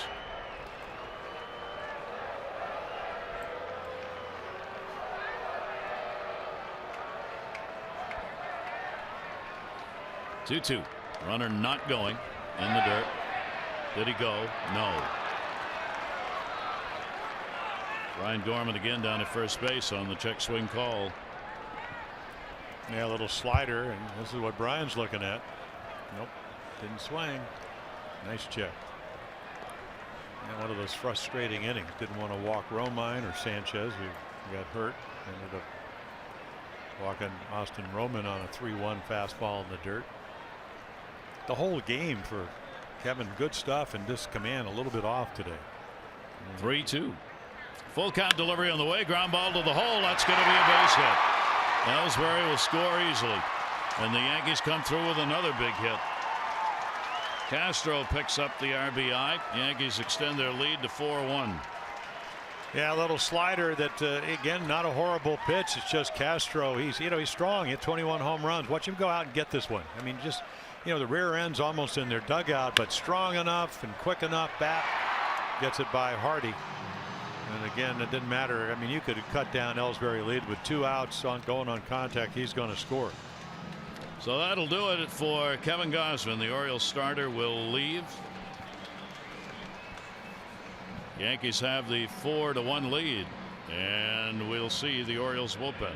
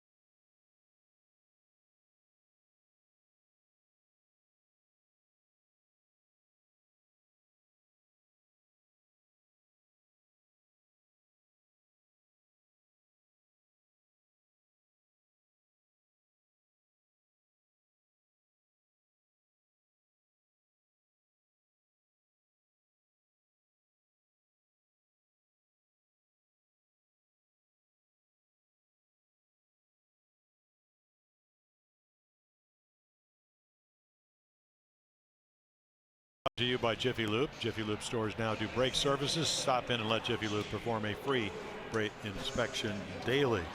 Kevin Gausman, just one of those days. Didn't get hit that hard. A little wilder than he wanted. Pitch count gets escalated. And again, they do a nice job of poking the ball around the field. So he'll leave after 4 2/3 innings, trailing by 3. Oliver Drake inning last night. Came in an inning and was relieved in another one for an inning with a walk and a hit. Oh, fastball split pitcher. And the Orioles are trying to get out of this 5th inning and get the bats going. Headley drew a walk and is struck out. Chase Headley at the plate. Runner on at first. Shift on against him. Oliver Drake with 2 down, and the Yankees with a couple of runs in. 1 on a balk, 1 on a single. Drake, a strikeout pitcher in his time with Norfolk, and with the Orioles. He had 10.5 strikeouts per 9 in the 14 games with the O's. 2.72 ERA over 47 games with Norfolk last year. Oliver Drake with an 0-1 count. Pitch to Headley. Movement down and away will miss, and the count goes to 1-1. Well, when he's been with Norfolk, and that started in 2015 when he had an incredible year, 42 games, 23 saves, had an ERA of 0.82. I mean, 66 strikeouts in 44 innings. Last year, 79 strikeouts in 56. And then even when he came with the Orioles last year, as you mentioned, he pitched very well. He's worked on his fastball command. 1-1 skips away. Runner will go to second base. Through the wickets on Wellington. Yeah, we talked about his ability to block. That was not one of the better ones. We thought he could backhand it. As it turns out, he's not able to. I mean, his ball bounces way out there, probably skidded off the plate. But again, if you kind of anticipate that, you're going to kind of fall in front of it. So I think. Remember, under the rules, Major League Baseball, any ball that hits the dirt's a wild pitch, no matter what. So. Well, that was definitely a wild pitch. Yeah. And, again, obviously, work all spring and trying to get in front of it and maybe keep it in front of you. Yankees 2 for 6. Runners in scoring position. Headley gets another chance. He'll go after it and foul it away. So Drake now with a runner on at second base. Been a very strange game. This has not been a bing bang boom ball game offensively. It's been a number here, a number there, a walk, a stolen base, a balk. For both sides, it's been that kind of a ball game. Things just. Yeah, Torres gets the big hit, throws a fastball right by him, and he pokes one into right field. And in this inning, you've got Castro hitting a pretty good slider in the left for another run. And that one's going to be down low. So Drake falling behind here. Left-handers limited at bats all the way around. 154 last year at with the big club. 175 for righties. 3 ball, 2 strike count. Orioles have the full shift on. I'm sure for the defense, it feels like they've been standing out there for about 5 hours. An inning with not a lot of hitters, but very slow to turn into anything. And what it's turned into is a 2-run inning so far. Down to first base. Handle on the hop. Davis will take it to the bag. That will retire the side. But a couple of runs in, and they do it on 2 hits and leave a base runner on. So it's the Yankees 4, the Orioles 1. Let's go to Tom and Rick for an unlimited baseball break. Only T-Mobile lets you stream, post, and share all things MLB. The T-Mobile unlimited data means unlimited baseball. Well, Gary here down in the studio. The Orioles obviously tried to battle back in this game. The Yankees had a 2-0 lead. Back in the 4th inning, the Birds were able to grab one back. Manny Machado led off with a walk, and Chris Davis came up, Rick. Well, Chris Davis gets good contact to left center field, but you can see right there, Brett Gardner with a diving catch kind of keeps the Orioles from getting that rally going. But later on, Castillo fights one off the fist into center field. The Orioles draw within 1 run at that point, but presently they're a little bit in trouble after Gaussman had a very tough inning with a balk and a base hit. He gave up 2 more runs. The bullpen is in to try to slow this one down. It's been a sloppy game, Tom. The Orioles trailing now 4-1 halfway through as Ronald Torres with a 2-run single, balked by Kevin Gausman, and Starlin Castro with an RBI single.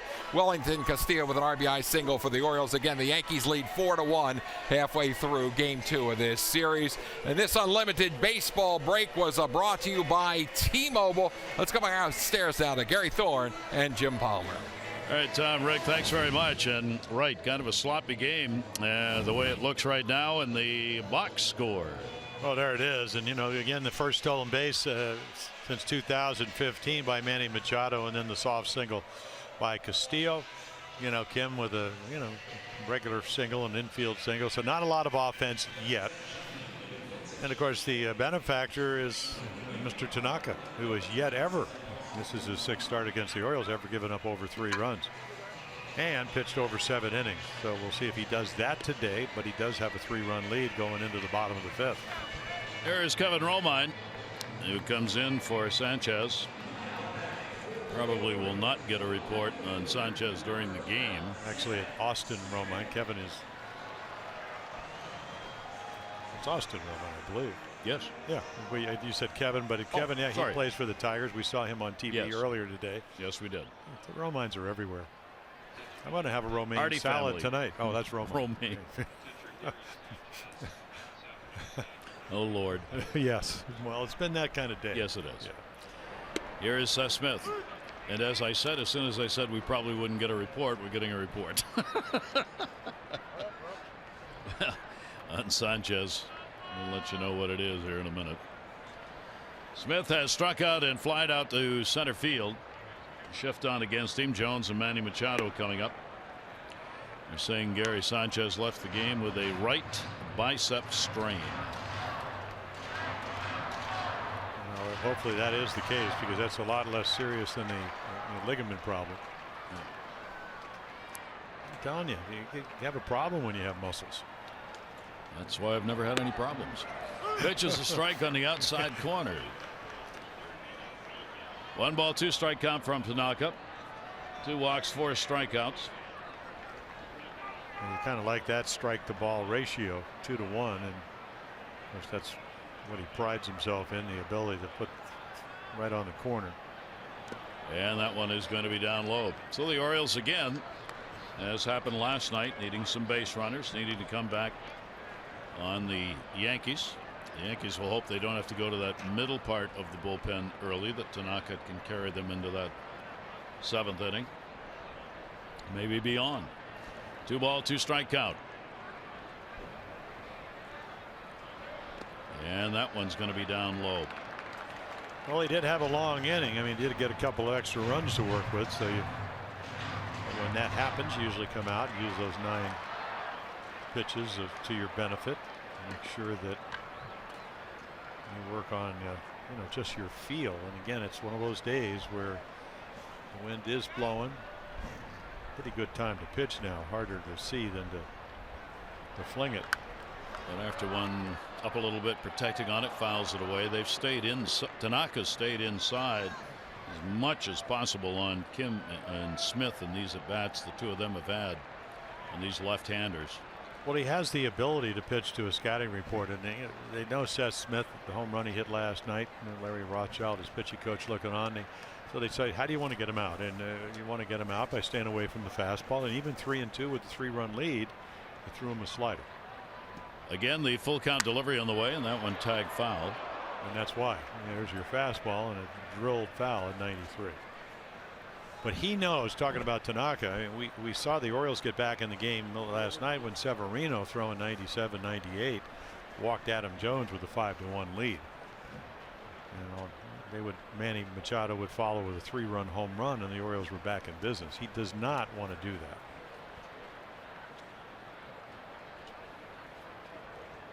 Sun-drenched center and around right field as the shadows have moved way out.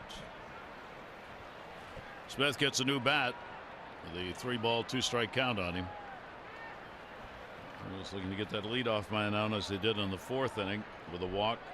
Manny Machado has scored, and the fight here by Smith to try and do just that on another foul ball.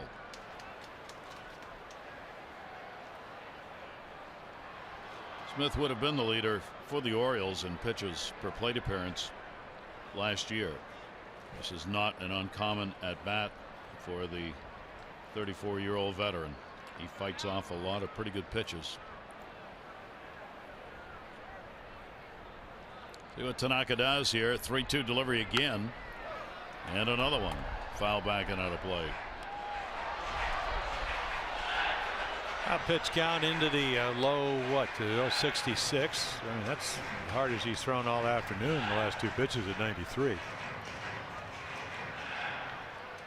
Good at math, can add and subtract and cut it and turn it over with a splitter. And once again, 2-to-1 ratio of strike the ball.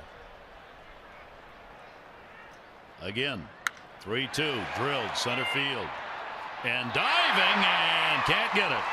Ellsbury will get it in and hold him to a single. Hard hit ball. Had a shot at it, but Smith is on. He finally gets a fastball down and then drills it to center. Jacoby Ellsbury, great jump, but can you catch it? I mean, in the glove. I mean, the good center fielders catch that ball. I'm not saying he's a bad one, but that ball's catchable.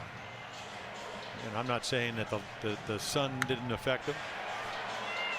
But again, he did everything right except catch it, and I'm sure that probably his vision had something to do with it, with the glare and the shadows that you talked about. Out of the sun into the shadows. Yeah, because he got there with the ball, what, about 18 inches above the ground. A base hit and a ground ball out for Adam Jones. As the Orioles get the leadoff man on, Adam up in the air, and that will be back and over the screen. Take a look at our Maryland Live Casino Inside the Numbers in the all-time home run leader list. Oh, there you go. Cal leads the pack. Eddie, ended up with 500 home runs, 3,000 hits. And then Adam Jones, he will pass Palmeiro quickly. Brady Anderson down on the list. Chris Davis right behind him. Chris getting his 200th here as an Oriole. 0-1 the count. Orioles looking for another comeback against the Yankees, and that one hit him. So the second hit batter. Well, again, it's not on purpose, and the Orioles will take it. Yeah, Scope got hit when he threw one up and in, and here's again, he just drops his elbow a little bit. That means the ball's going to run. It's like the back of the tricep, left side of his arm. I mean, you can see how they're trying to pitch him in. Again, Jonesy getting the wrist and the elbows out of the way. Not what he wanted to do, and the Orioles get the potential tying run to the plate with nobody out here in the 5th inning, and it's Manny Machado. He hit into a double play in the first, drew the walk in the 4th, stole a base, came around to score on the Wellington Castillo single. Now with nobody out, the Orioles have a chance at a big inning. They can stay away from that ground ball double play. Tanaka with a long look back, as he always does, and a big swing and a foul ball. Yeah, pretty hittable slider. Ended up in the middle of the plate, and Manny tried to jump on it.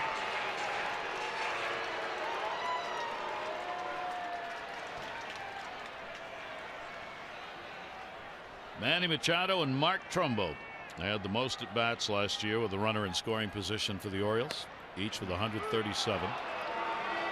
And for Manny last season, he hit 255. He is now down on the count to Tanaka, 0-2. Smith at second base, Jones at first.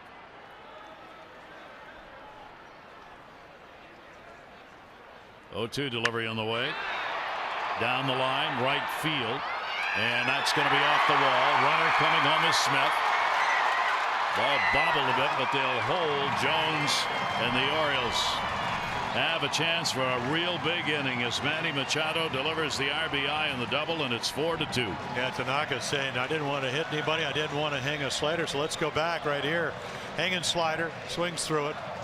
And there's a really good two-seamer, and then right there he leaves it up out over the plate, and this is why Manny Machado's in the top 3 players in baseball. He just kind of hits it like it's a single to right, and he just smokes it off the wall. Hit it so hard that Adam Jones couldn't score. So Larry Rothschild with the interpreter on his way out, as the Orioles mounting yet another comeback, get Manny Machado RBI and have 2 more in scoring position and trail by only a couple. They're just getting the bullpen active for the Yankees. So yeah, Adam Warren is going to get up, who went over the Astros trade and then came back in the Chapman trade. Tanaka's got to go at least one more hitter, and that's going to be Chris Davis. 2 in scoring position, nobody out, 5th inning. Chris robbed of a hit on a fine catch by Gardner his last time up, and he has drawn a walk. So he is 3 for 15 with a home run in his career against Tanaka. The infield is shifted, playing back. Davis takes it in the dirt for a ball. Well, Tanaka had that rough outing in his first start. And while this start has not been nearly as bad, it certainly isn't the Tanaka we saw last year. Now, he only got 8 outs down in Tampa Bay, 7 runs, 8 hits. He did not command his splitter. Had to throw a few more fastballs than he would like. 1-0 delivery on the way to Davis. Chris will take it. That's low. And the other thing about going down to Tampa or having the Rays come to your ballpark, they can hit a little bit. They got a lot of young guys that really air it out with the veteran Longoria. So it's not a walk in the park to just pitch against them. It's not automatic anymore. It's a nice offense. Tanaka's just not throwing as many quality strikes as we're used to seeing from him. 2-0 delivery on the way, and that's down low. Well, again, he's never walked more than one against the Orioles in what, 5 starts. This is number 6, so he's already done that. It is hard to feel the ball when it's, you know, it's not as cold as last night, but with the breeze and all that, it's just a different feel. And it's obviously different than what goes on in South Florida. 3-0 the count. Is he swinging? Runners off, second and third. Davis will take it. 4 out of the strike zone in a row, and the Orioles have loaded him up.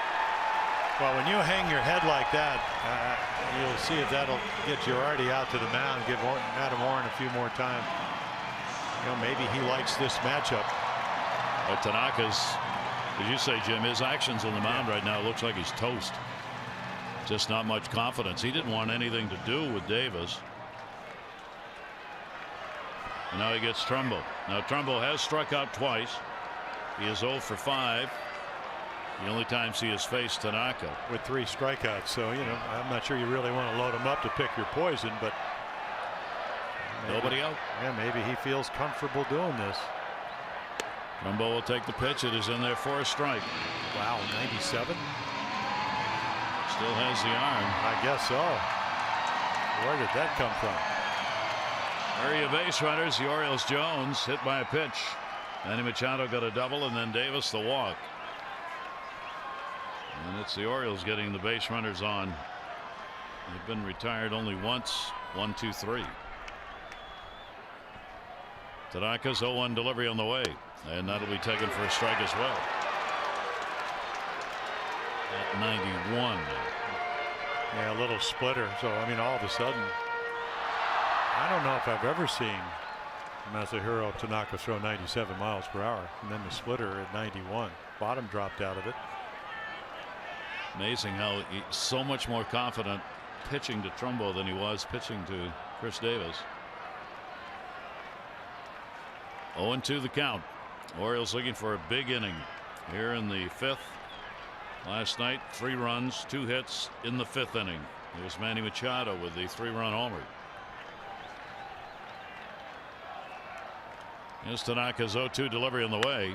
Ground ball, that's going to go to short. Torres 1, relay over to first is in time, and they're going to take a look at that. Trumbo goes, I beat that out, and boy, it was a really close play. Well, it's close because he gets it off the fist, and I don't know, it's hard to tell. But again, if you obviously want to keep the inning alive, oh, I think he's safe. He's safe. He's safe. So I would run imagine in too here. Adam Jones has scored one way or the other. He got 30 seconds. Now the clock is ticking down to 5. Whether or not they want to review it, and they do. Yep. Well, I just think it again. If you look at it, I mean, certainly bang bang, but the foot down. The other angle we had probably will show you a little bit more. But Brian Gorman, crew chief, will go over. Remember, the rule is on plays at first, ball has to be in the back of the glove. Now, how you ever determine that as an umpire, but that's what they do. So take a look. It's got to be secured in the back of the glove to be an out. He's safe. Safe.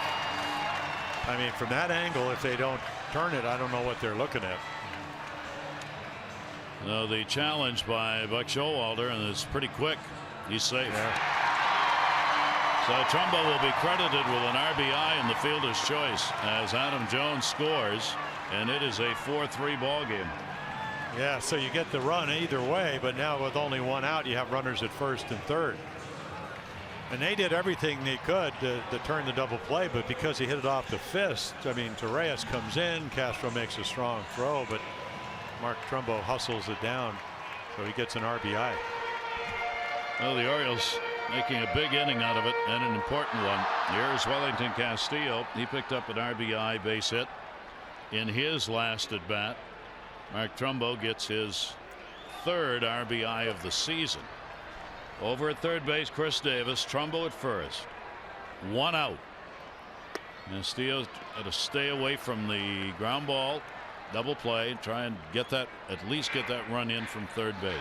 Well, he hit 14 home runs last year. He played in Arizona. I mean, don't play all your games there, but ball flies, even though it's a big ballpark. But the more you see of him, you know he's an up the middle hitter. He can hit the ball to right field. Tanaka with the 1-0 delivery to him down to third. That'll be foul. He'll come back, and a 1-ball 1-strike count on Wellington. Yeah, all the things you work on in spring training, you know, trying to stay inside the ball. If you're Mark Trumbo down at first, get a good second, you know, primary, secondary lead. Try to break up a double play if you can, or at least disturb the double play process. Castillo coming into the game had never faced Tanaka. First chance at him, and his second at bat got a base hit. 1-ball 1-strike. Runners off first and third. And another one that's going to be taken down low. Well, the Orioles, as they did last night, fighting back and forcing Tanaka to throw a lot more pitches than he's used to per inning. Yeah, look at those last 2 innings. And he only has one out here in the 5th. Chris Davis, a walk on at third, and that fielder's choice RBI for Trumbo.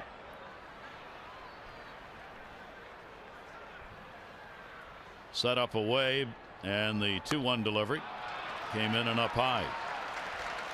3-ball 1-strike count. Well, Tanaka having his problems here in this one, and the Orioles will take that. There's Larry Rothschild watching, and Girardi checking the matchups that would come if he makes the pitching change. 3-ball 1-strike count. As the Orioles try and get it tied up or get the lead here in the 5th. Tanaka will step off.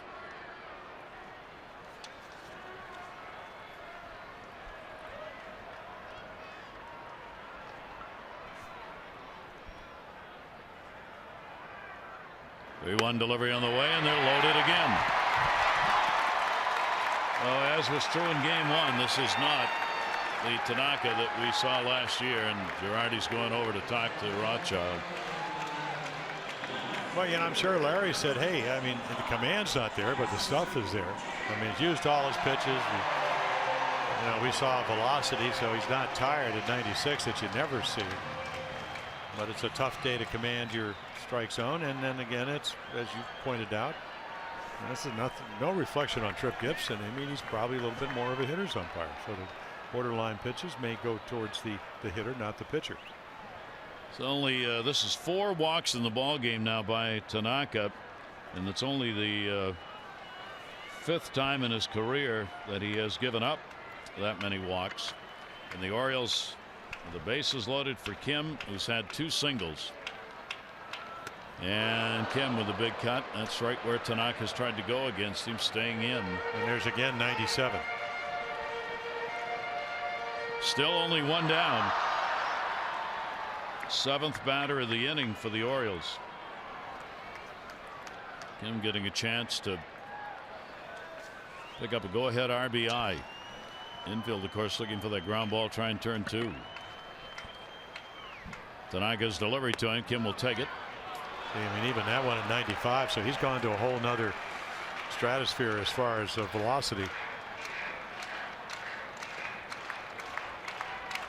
But anytime you're 39 and 17, you know how to pitch a little bit. So if you need to add some, and we've seen that in this inning, now can you command what you're trying to add? That's really been the challenge for him. 1-1 delivery. Kim going down to golf that one. He almost picked that one right off the plate, and a 1-ball 2-strike count on him.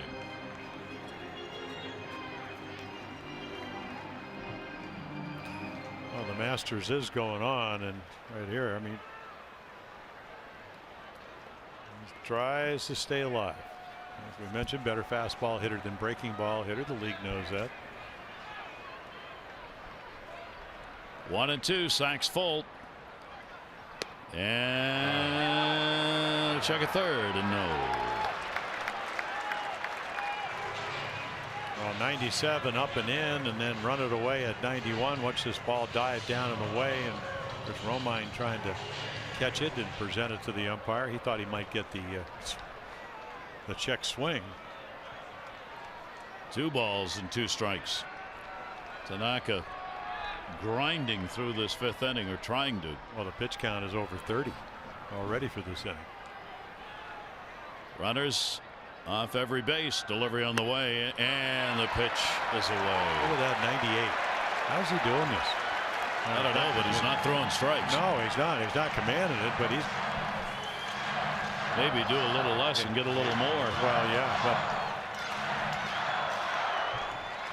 Tanaka 3-2, 1 down.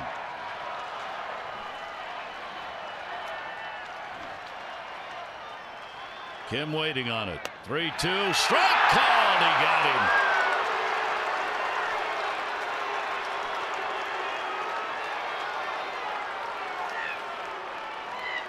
Five strikeouts. Well, they're going to think it's low, and probably was. All you have to do is watch Romine bring the ball up, and you know it was a little bit out of the zone. And now there are 2 down. And that will leave it up to Jonathan Scope. Well, they tried, yeah. You know that the league, you're talking about Major League Baseball, was trying to encourage umpires not to call the ball at the underneath the kneecap, but that obviously was right there. Hit by a pitch, and he's popped out. Sacks full, pitch down. Romine able to stop that one with a glove, and a 1-0 count. Something else Tanaka has generally done is thrown a lot of first pitch strikes.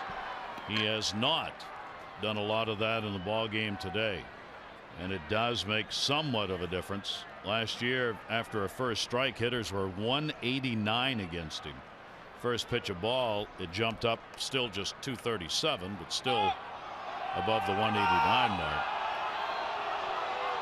Fans hollering balk here after the one that had been called on Gosman that allowed one of the runs in the 5th inning. 1-0 count, 2 down. Outside, and again Romine having to move. Well, there's a huge gap in left center, because again you figure that Scope, even though he's hit a couple of home runs on hanging sliders up in New York, but you can see where Ellsbury's over here. So there's this huge gap, and normally you wouldn't think that that would be a place that Jonathan would hit it, but a lot of times outfielders will move on counts. But anyway, Tanaka has to throw a strike at some point here with the bases loaded. Jonathan 5 for 22 last year with the bases loaded. That's a lot of chances. 2-0 delivery on the way, and that one's popped up right in front of the mound. Look out. Wow. Romine had to come out to get it. The corners couldn't help him. The Orioles, though, will pick up a couple. They leave the bases loaded. 4-3 Yankees.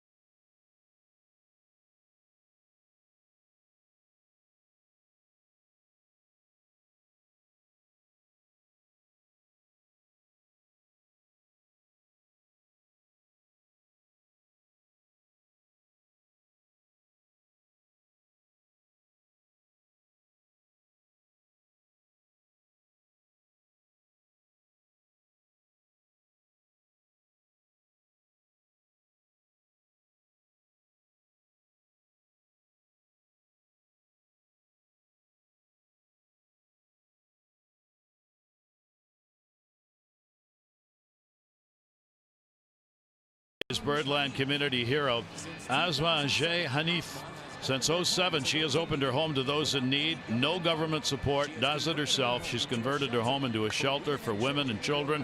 She feeds the homeless with her Chili Bowl Sunday program, an advanced nurse practitioner who provides physicals for individuals who wish to participate in the Special Olympics. She's done a great job. We recognize and congratulate her for her great effort, a great show of humanity here in Baltimore. Yankees have the 4-3 lead. After all of that got done in the fifth inning, there were only 2 hits. The Orioles got a couple of runs, but they had a hit batter and a couple of walks and the fielder's choice. And the Orioles have cut it again to a 1-run differential as we go to the 6th inning. Hicks, Torreyes, and Gardner will be due up. Kevin Gausman, 4 runs, 8 hits, 4 2/3 innings, 3 walks, and 4 strikeouts for the Orioles starter. Oliver on in relief, got the final out of the 5th inning, back-to-back days for him out of the bullpen. Hicks, a double, a run scored, and fine play made in right field on him by Seth Smith in his last at bat to take away a double. Yeah, Seth out right, still battling the sun. Everybody else in the shade defensively. Oliver Drake. And the pitch will be in the outside corner for a strike. Teams back at it tomorrow to wrap up the 3-game set tomorrow afternoon, 1:30 game. And it'll be Wade Miley joining the ball club. Orioles will have to make a roster move. CC Sabathia will be on the mound for the Yankees. 0-2 delivery on the way and very late.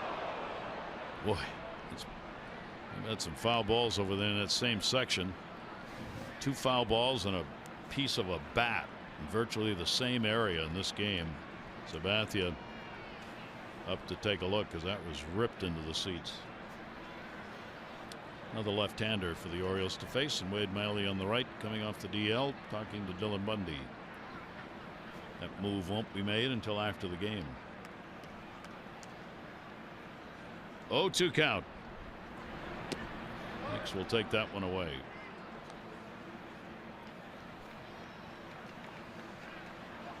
Well, if the first 2 games are any indication of what the season series is going to be like, it's going to be another grinded out 19 games, as these ball clubs are prone to do. Season after season, just some real tough baseball. And started, held up on it though, and the count goes 2 balls and 2 strikes. Yeah, nice take there. You know, the splitter. I mean, that's the pitch, and of course they know that's pretty much what Oliver Drake. That's his breaking ball. So again, everybody knows that. But again, it's easy to swing at if it goes straight down.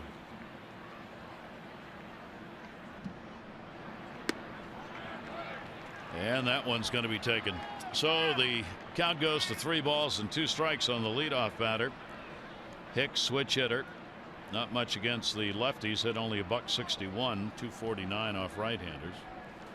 We got the bottom part of the order. Torreyes, he's had 2 hits and 2 RBIs. 3 ball, 2 strike count. Big house on hand here on this Saturday. Enjoying a real good ball game. 3-2 delivery on the way. He turned away and he walks. Wow, 0-2, 4 straight balls.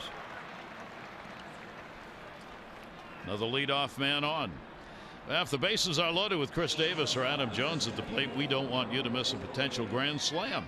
Text Orioles 29292 for in-game alerts so you know exactly when to tune into the game. That's Orioles 29292. Standard message and data rates may apply. For those of us in the booth, we always think you should tune in the game when it starts and turn it off when it's over. Leadoff man on, a walk. 4th walk the Yankees have picked up. Here's Torreyes, 2 singles, 2 RBIs. He drove in those runs in the 2nd inning. Breaks delivery to him, bunting. Way up in the air and over the screen. Yeah, Michael Gibbons going to get loose for the Orioles. Of course, Torreyes that single to right and then pinged a single to left the next time. 2 strikes.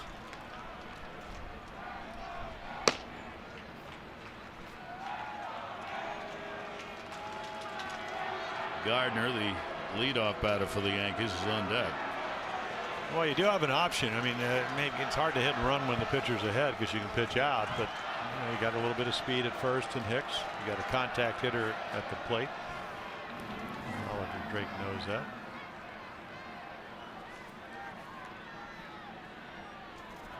Working to keep Hicks close at first base. Wanting that double play ground ball if he can get it right here. Yankees still without Didi Gregorius. Their starting shortstop won't be until May. They hope first of it before he gets back in the lineup with the shoulder problem. Pretty good lead over there. 0-1, runner not going. Again shows bunt, takes it. It's a ball. So Torres fouled one bunt attempt back, pulled the bat back on that one. And let's see if he's going to be asked to do it again. He's got Machado even up with a bag at third.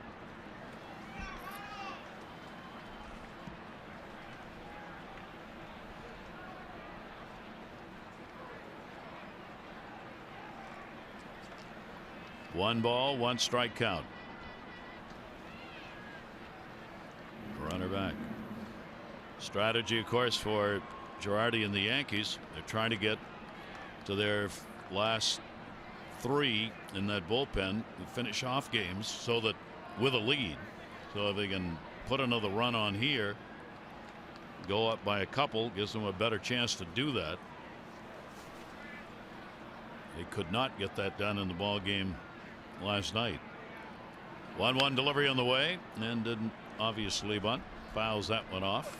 Had Manny in on the grass at third that time. 1-2.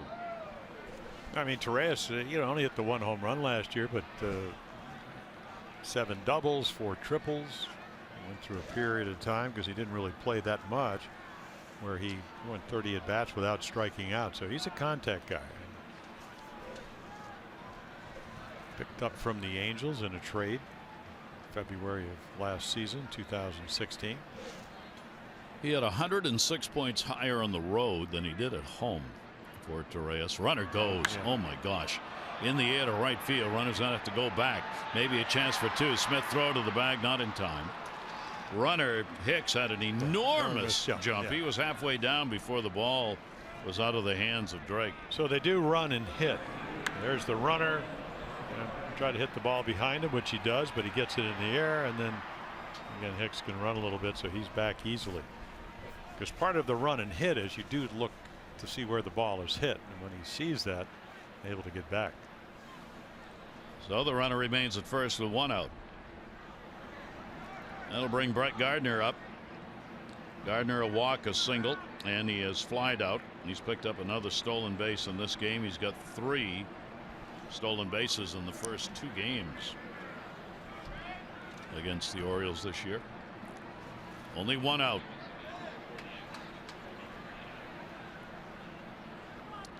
Manny still even with the bag at third.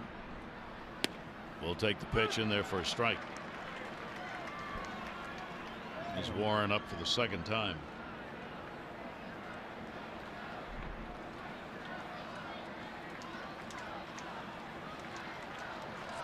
Gardner, the slash hitter, gets the outfielders to move in a couple of steps, trying to prevent balls from moving in front, but at the same time don't want any gap hits here.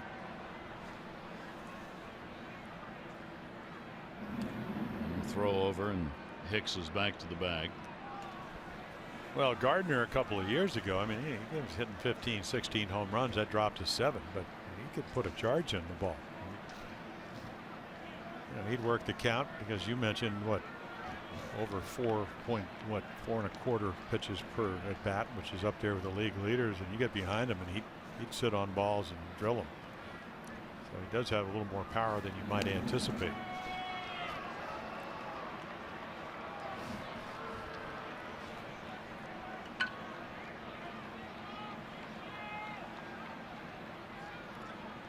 Tight ball game here in the 6th inning, so a real close eye being kept on Hicks.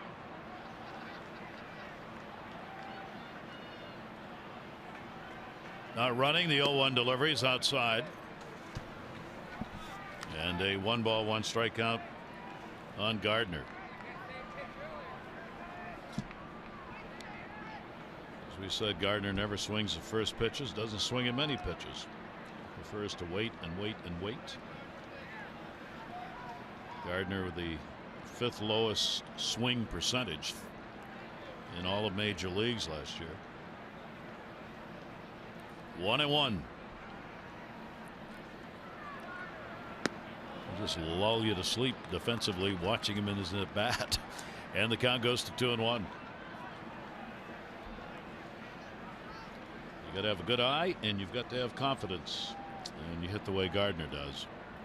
Yeah, well, you have to have he's been around long enough. And you get that 4-year, $48 million deal that extends through 2018 with then an option for the following year. 2-1 count. Hicks off first base. Breaks delivery, and he got him out in front of that one. Dropped the bat. Yeah, real good splitter in the fastball count. He's looking for something to drive, and the bottom drops out.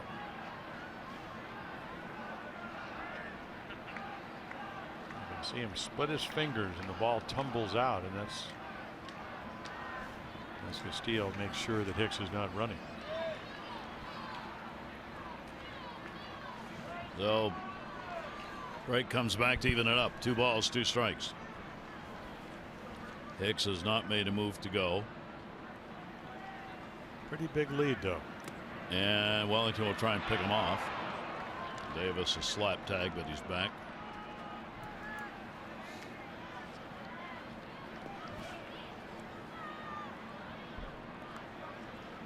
See the numbers. Career. Yeah, you'd like to be at 75% or higher. Never learned that from Earl Weaver because he believed in 3-run home runs. But our good friend Davey Johnson, when he was managing the Mets, said, "Hey, can't get 3 out of 4. Forget it. Let him swing away." Yeah. Gardner, runner goes, throw, 1 hopper, and hey, got him. Strike him out, throw him out, double play. A big defensive play for the Orioles. There's the strikeout on Gardner, and Hicks trying to go, no chance. He never got to the bag. It's still a 1-run game.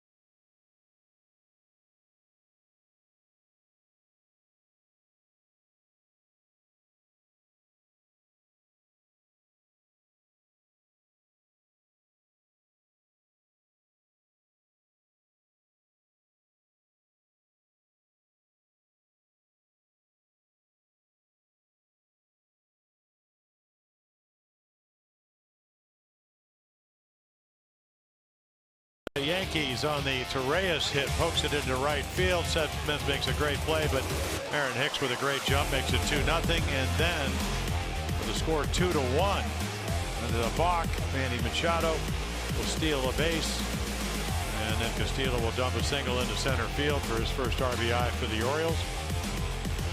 The Orioles would work their way back, presently trailing it 4-3. Those Geico highlights. 15 minutes could save you 15% or more on car insurance. Visit geico.com to see how much you could save. So Tanaka, again, this is his 6th start, has never pitched less than 7 innings. That will certainly not be the case today. Never gave up over 3 runs. But again, You don't see him walk 4, but he did. He leaves with a lead. Adam Warren comes on scoreless down in Tampa Bay, where he pitched a couple of times. And again, Adam Warren came over for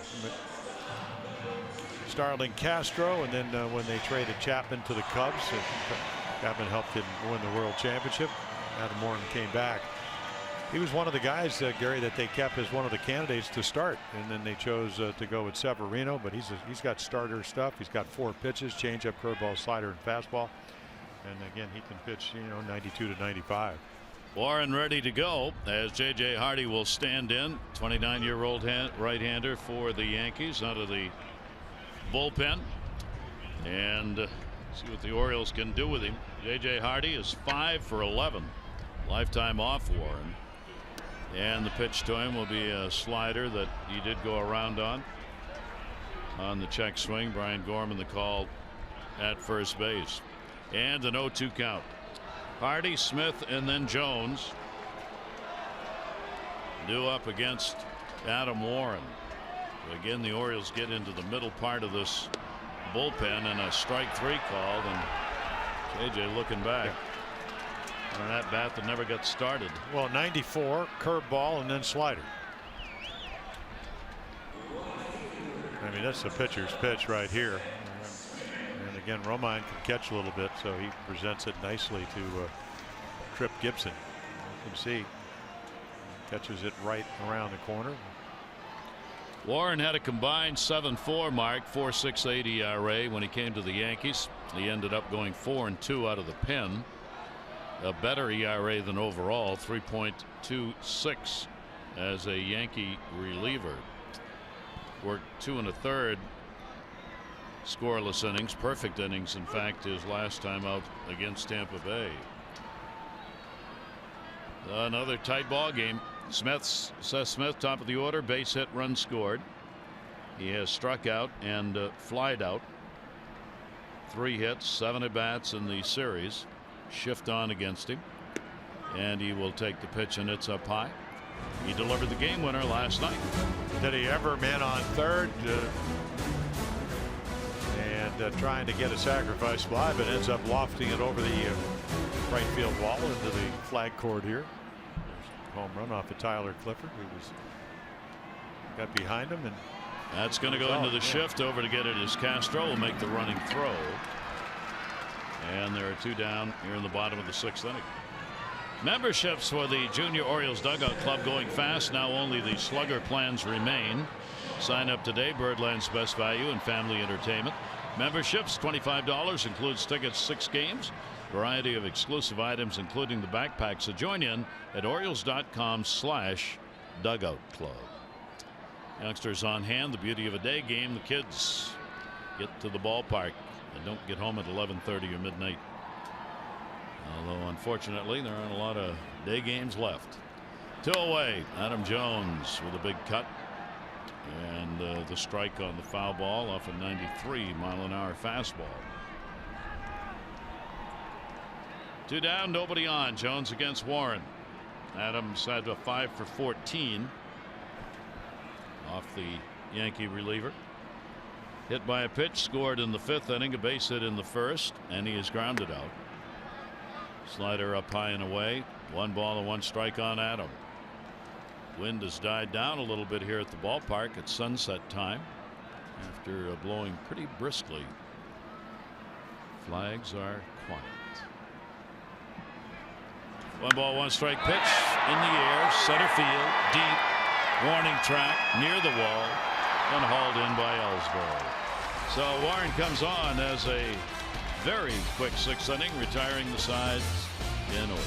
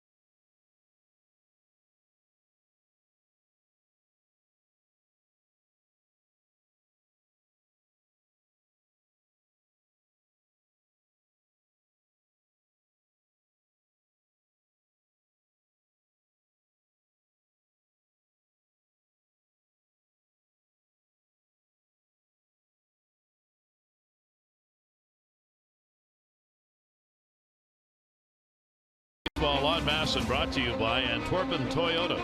Get in the game this season with a new Toyota from Antwerpen Toyota. And on Utah, fans enjoying a day here at the ballpark, and the Yankees have the 4-3 lead, a tenuous one, as the Orioles have battled back, getting a run in the fourth and a couple in the fifth to cut into the Yankee lead. Orioles, Manny Machado, RBI, Castillo, RBI, base hit, and both starters out of the ball game. So Michael Givens comes on to keep the game where it is. Certainly capable of doing that. Give up a actually pitched in Kevin Gausman's last start. Gave up a double over the bag for the second run that tied it. The Orioles would win it and walk-off home run by Mark Trumbo. Fastball, slider, changeup, and again the ability to strike people out. And again, you just hope that he'll throw strikes. Something that has been a little bit of a trouble spot for pretty much everybody other than Adam Warren. So Romine will get to start his own at bat here when Sanchez left, coming out in the fifth inning with a strain in the elbow. Romine came on, took one pitch, had a walk, and would score in the fifth inning. And Austin Romine takes the pitch inside. Michael Givens falls behind 2-0. For Givens, he has a 1-0 record from last year against the Yankees. He worked in 6 games. He gave up 5 runs, 5 hits, 4 walks, 2 strikeouts against the Yankees. Shattered bat, comes back, the ball to him, and he gets the out. 7th inning and 1 down. Fans, remember, anytime the O's score 4 runs or more, you win free McDonald's Chicken McNuggets. Download McDonald's app today. Available at Baltimore area McDonald's.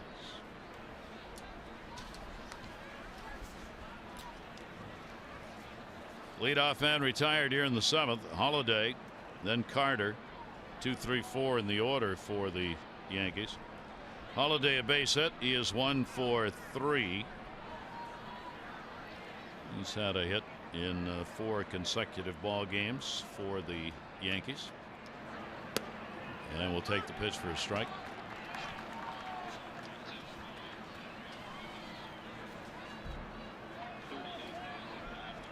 0-1 count. 1 down. Pitch is going to be taken down low. They give him the left center field alley.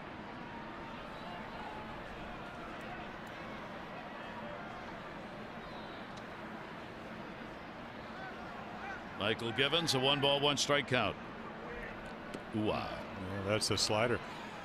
And I talked to him really in between the first and second games of the season, and didn't realize that when he got converted from an infielder, he was pretty much a fastball changeup pitcher. The slider was really the pitch that he's developed, and he's done a great job of it. I just thought it was the other way around. The changeup was maybe his 3rd pitch, but yeah, when he pitched in the minors, at least initially, that's all he threw. So they taught him the slider, and it can be very tough against the right-handers. Both managers now thinking ahead in this ball game as to how they're going to maneuver through the innings. 2-2 delivery on the way, and he got it. It's the outside corner. Holiday didn't think so. 2 down. Givens a strikeout. Well, just ask him if he thinks it's low. Kim called out with the bases loaded, 1 out on a similar pitch. This one might have been a little bit higher, but then again, Holiday a little bit taller. Well, the 26-year-old right-hander. It's a big strikeout.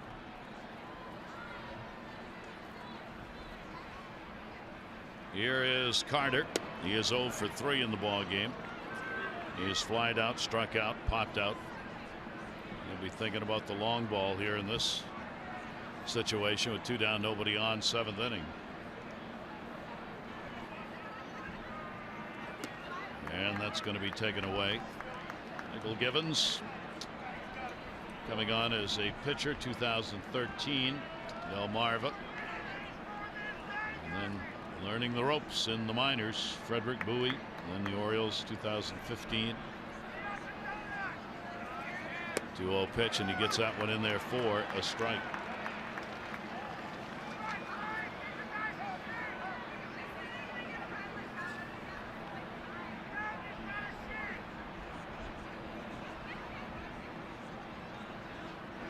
2-1's going to be fouled back down to his knees on that. Yeah, well, that was the 41 home run swing from last year.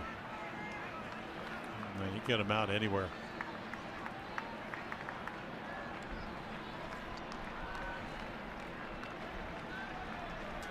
Well, Adrian Beltre there. 2-2 delivery in the way by Givens. So Michael will take the count. 3 balls and 2 strikes.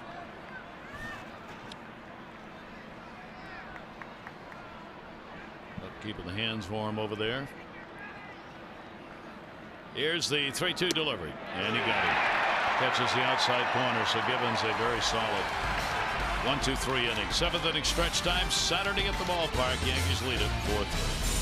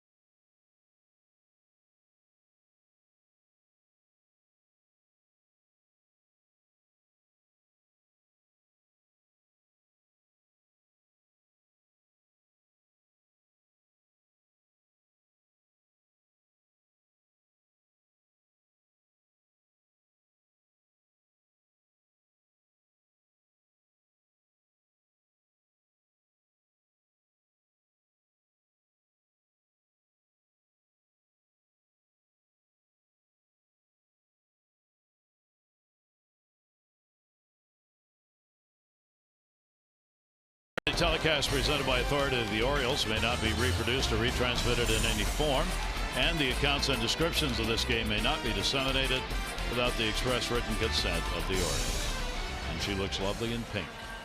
The Yankees have the 4-3 lead in the ball game, and as is true right through the World Series last year, Jim, we're in the day of baseball of the bullpens, and you better have one. You better have a good one, because they're going to get a lot of use. Well, until Tyler Clipper gave up the 2-run home run to Seth Smith, the Yankee bullpen had gone 13 2/3 innings without giving up a run. The Orioles bullpen has yet to give up a run this year. So yeah, that's what they do. Now Warren can pitch, but they got Betances. You got Chase and Shreve, I think, getting loose in the bullpen.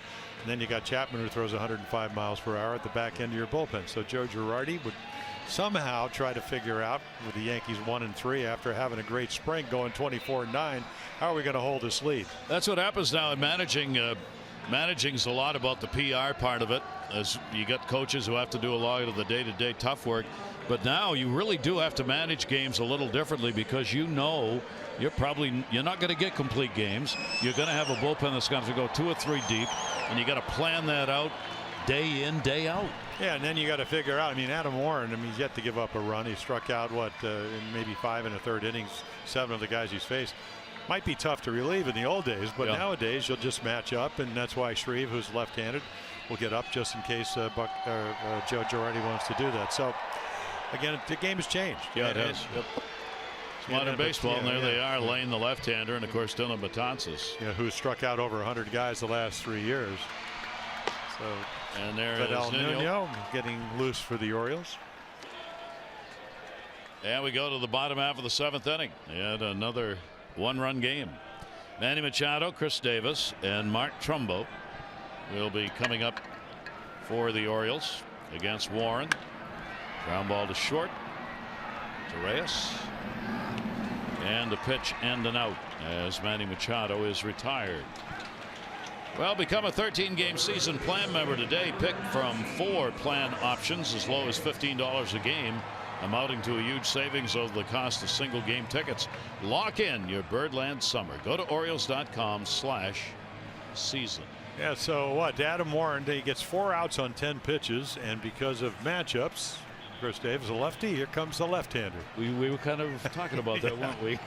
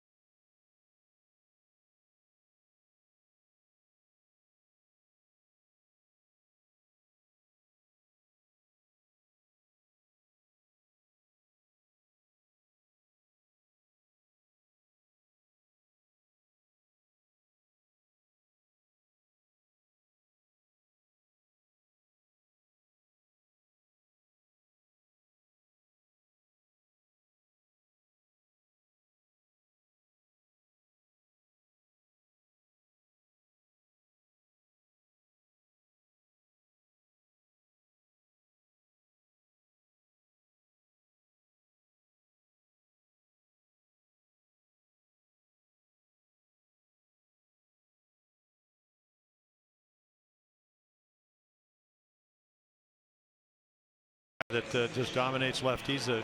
Came into the season lefties lifetime, and that's with the Red Sox, briefly with San Diego, 177. So that number actually a little bit lower. And this year, of course, the righties have yet to. Whoops! As he gets loose, lost his balance, but had to give up a hit against the right-handers. Again, you know, change-up, slider, fastball, and he'll come in to face Chris Davis.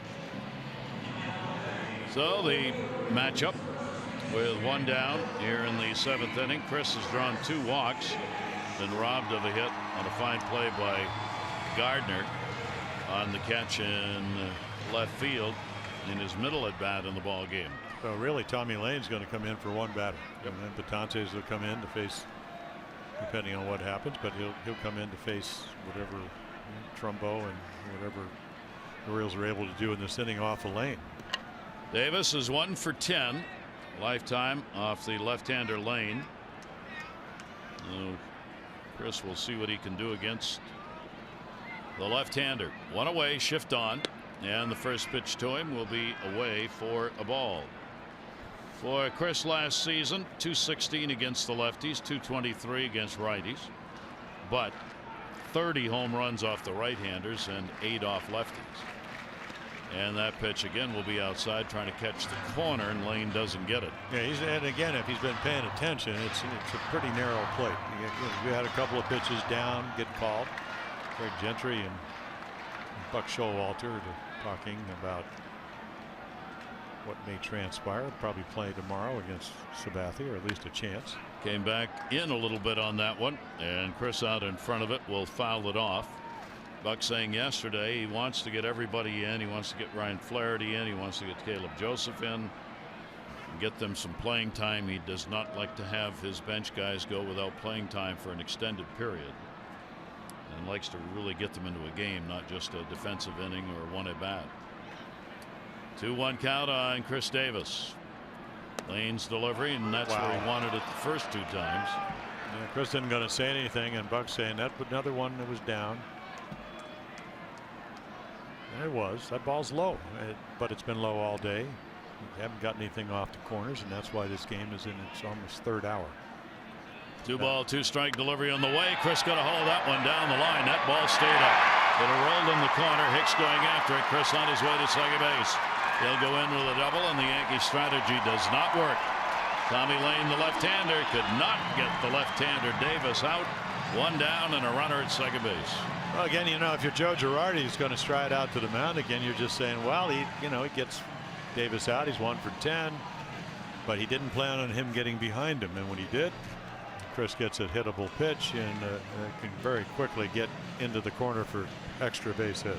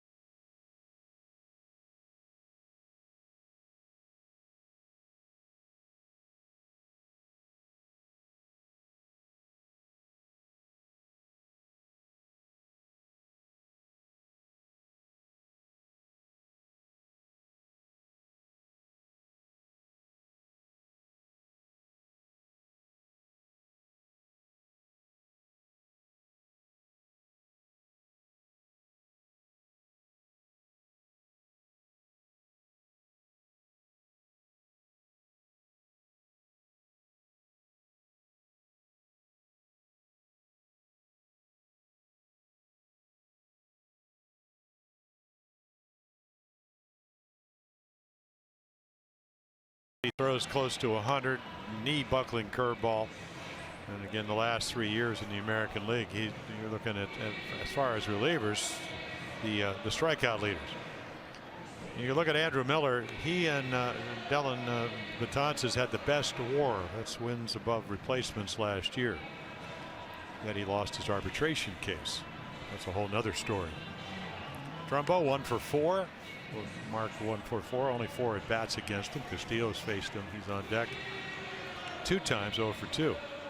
So the Orioles a chance to get this ball game tied up with a potential tying run. Chris Davis on at second base. Betances against the Orioles lifetime is 1-3. He does carry a 1.52 ERA against the Orioles. He has gone 2 out of 3 in save situations. He has struck out 50 Orioles in 29 2/3 innings that he's pitched in his career against Baltimore. So another key moment in this game. Everything key now with the 1-run game. Yankees had 2 in the second inning, another run in the 5th. Had a 2-0 lead at one point. The Orioles made it a 2-1 ball game. Then in the 5th inning, the Orioles got a couple of runs, cut that lead back to 1. And that's where we are right now. At the 4-3 Yankee lead, 7th inning, 1 down. And Chris Davis trying to get as big a secondary lead as he can. He's got second baseman Castro, though, playing right behind him as the Yankees play Trumbo to pull in the infield. Well, again, he had problems fielding late in the year, worked on that in spring training, and I'm not sure how good the pickoff throw would be either. Castro's just going to worry about defending his position. There's the heat at 94 that time. That's actually a little change bit more. up. Yeah, it might have been. Change up for Betances. Well, we saw Severino throwing 90-mile-per-hour changeups last night. 0-1 the count. Mark an 0 for 3 here, 0 for 7 in the 2 games. Davis keeping an eye on Castro. Ball in the air. That's going to go for a base hit. Davis on the fly will score easily. And the Orioles have come back again, and they've tied it up at 4-4 on the Trumbo single. Yeah, I'm not sure he's a real good guy to hang a curveball to, but that's what he did, and he didn't miss it. Chris Davis doesn't get a real good read, so he's going to hesitate. Right here, he's going to stop a little bit, then the ball drops, and Ellsbury just boxes it a little bit, but not enough to then mark Trumbo. So again, he's just off the heel of his glove. Again, hanging curveball, 4-4 ball game. This game reminiscent of last night's. The Orioles last night in the 5th inning, 3 runs, 2 hits. 5th inning tonight, 2 runs on 2 hits to come back to within 1. 7th inning last night, Smith gets the 2-run homer to take the lead. Now here in the 7th inning, they've tied it up with a base hit and still only 1 down. And Wellington Castillo up as Trumbo delivers the big RBI. Castillo has faced Betances a couple of times, 0 for 2 against the Yankee reliever. That ball's in the air to right center field. Ellsbury will get there, runner halfway. And 2 away here in the 7th. Follow Orioles baseball live with the MLB.com at bat mobile app. Stay connected to the game's best players all season. Game day, live game video highlights, radio broadcast, stats, news, and more. Download it. MLB.com at bat, your #1 app for live baseball. Hey, you saw Chris Carter talking to Mark Trumbo. That's 88 home runs from last season, standing down at first. A ton of dingers.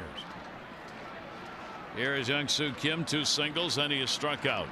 And Kim will take the pitch for a strike.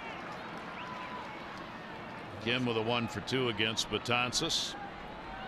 Orioles improving to a 3 for 8 with runners in scoring position today. And another come from behind at this point to tie it up. Fastball is going to be up high by Betances. Yeah, Mark Trumbo saying before today's game, he said last night I just didn't get a pitch to hit, but Betances hung it and he didn't miss it. And sometimes you just have 4 or 5 at bats where you just really get pitched to. 1 ball, 1 strike delivery on the way, and pitch to that time on 1 down. 1-1 or 1-2. Well, is it now at 7:10? I mean, this is your normal game time as they'll put a shift on, and now the lights start to take effect, so a little bit easier to see than it was been all afternoon. 2 runs off the Yankee bullpen last night, 1 so far in this one, and Kim takes it down and away. The run will be charged to Lane. Pitched only 1 batter, and that was Davis, who got the double and came around to score. So no part of an inning, a hit and a run to the left-hander for the Yankees. 2 ball, 2 strike count. Trumbo edging off first base. Kim with a shift on in the infield. Runner goes, and it is going to be a stolen base with the ball that ended up in the dirt. Yankees coming off the field thought it was a strike. No, they're going back. Oh, they're going back to their other shift. Yeah, Headley's going back to play third after he went over to second base on the shift. But again, Dylan Betances, I mean, he strikes out 15 per 9 innings. So how do you beat him? Well, you lay some bunts down. The fact you can maybe run on him a little bit. In fact, a lot. He doesn't hold runners well. Well, another chance. Go ahead out at second base. Kim loops it, and it's going to get it done. Base hit into right field. Trumbo scores. Kim a go-ahead RBI, and it is 5-4 O's. Wow, with the one hand.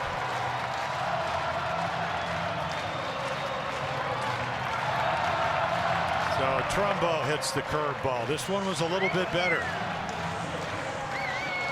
Just kind of throws it down and away, and Kim able to stay back. And you're right about the looping. Watch him just hit it with one hand, but again, this is what he does. We see him get base hits all the time this way. Sometimes line drives to left. This time he serves it over the second baseman Castro's head, and the Orioles take a 5-4 lead.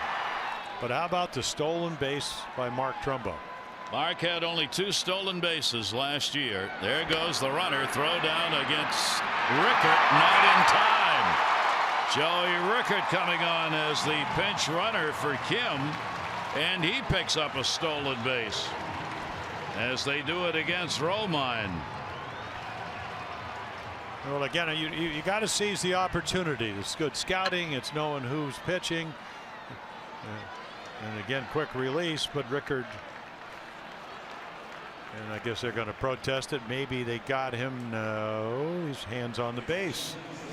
So we'll have a review in New York. Yeah, I don't think they're going to change this one.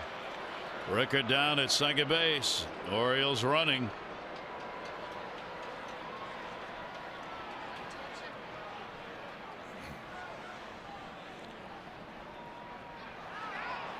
You got to have, remember, conclusive evidence the call was wrong in order to overturn it. And this didn't take very long. Boy, they're getting quick in New York. Called him out. So take away the stolen base. He is caught stealing, and that will do it in the inning, as both managers have used a challenge and both have been successful in it. But Trumbo, who got a stolen base, his first of the year, got set up for the RBI by Kim, and the Orioles have a 5-4 lead.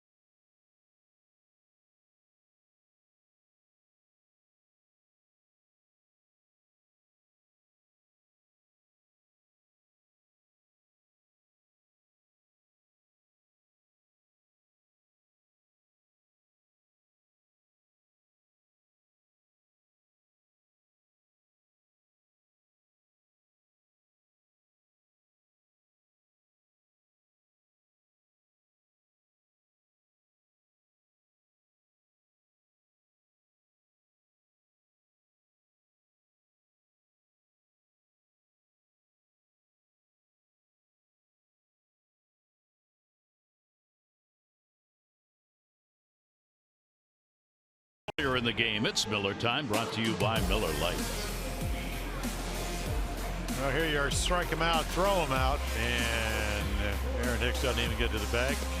J.J. Hardy.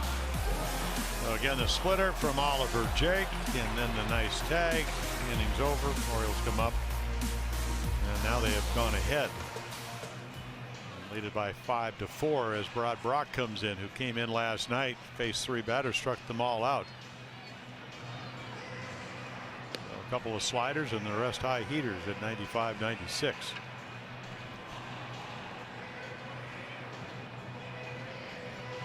The Orioles trying to do it 2 games in a row against the Yankees in the comeback department. 7th inning style. 2 runs, 3 hits. The Orioles have stolen a couple of bases in this game.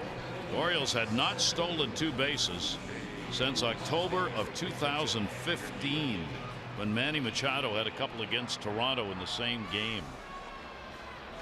And the Orioles bullpen's looking for another win, as Michael Givens has made the pitcher of record. As Brad Brock comes on to relieve him, Givens worked an inning, had 2 strikeouts. Orioles bullpen last year 32-15, and the pitch will be taken away. Win last night, of course, picked up by Donnie Hart, his first major league win out of the bullpen. Well, Brock had 10 of those 32 wins, and Gibbons had 8 of them in 2016. That one is popped up. Who wants it? Center fielder Jones. Adams got it. And that'll retire Ellsbury in the 8th. Well, the O's are going to wrap up this first homestand tomorrow. The final game of the 3-game set. Wade Miley against CC Sabathia. Our coverage on Massive begins at 1 with O's Extra, presented by Southwest, followed by game coverage at 1:30. All the access you need right here on Massive. Yeah, Sabathia with the only Yankee win to this point. 5 shutout innings down against Tampa, and then Wade Miley, who pitched very well, talking to Caleb Joseph, who is going to catch him tomorrow. At least that's what's supposed to happen. We'll see if that's the case. Brad Brock working and gets the strike call. Starlin Castro at the plate. 1 down, 8th inning. There's Holder, who we've seen already here in the first 2 games. Yeah, really pitched well for the Yanks last night. 0-1 is going to be outside. Well, Brad Brock again coming on in the back-to-back situations. Castro 0 for 4 against Brock. Hey, this is the first base headset. I got you and music. 1 ball, 1 strike. Brock's delivery to him. Big swing and foul back. Well, there's a lot of deception, not to mention the stuff. Rickard, who came in and got thrown out trying to steal a base. But Betances, they were 21 out of 21 last year. So not too many people don't steal bases against the big guy. Orioles running wild. 2 stolen bases in 1 game. Foul back by Castro. A couple of base hits. He is 2 for 3. Has picked up an RBI. He drove in that 4th run after the balk by Kevin Gausman. That brought the 3rd run in, and then it also put Ellsbury from first to second base, and then Castro hit a slider in on the ground in the left for that 4th run. 1-2 delivery. We're going to show you that balk again as we get the ruling from Major League Baseball on why it was a balk under Rule 805H. That's small h, should you care to go to your official rule book and pick it up. Pitcher threw to a fielder who was not making a play. The throw was not to a base but to the fielder, and the fielder was making no attempt to make a play, all of which is true, and all of which under the rule is a balk. And in right, that'll be handled as everybody took a look up in the air on it. Well, the only reason I said is because Seth Smith looked at Adam Jones, and Adam said, "It's yours," and he took it. And he did. Adam hollering into Wayne Kirby, not over to Smith, as Wayne continues to set the outfielders. Now with 2 down, nobody on. Headley coming up. He's grounded out, struck out, drew a walk, and scored. Chase Headley. Brad Brock's pitch will be away. Brad's dad I had a chance to meet last night. Great opportunity just to stop and say hi, and live out in Arizona, watch the ball games all the time. 1-0 count with 2 down.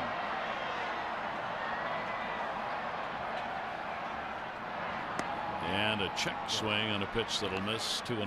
Yeah, that's normally a strike. Today it's sometimes a strike, sometimes not.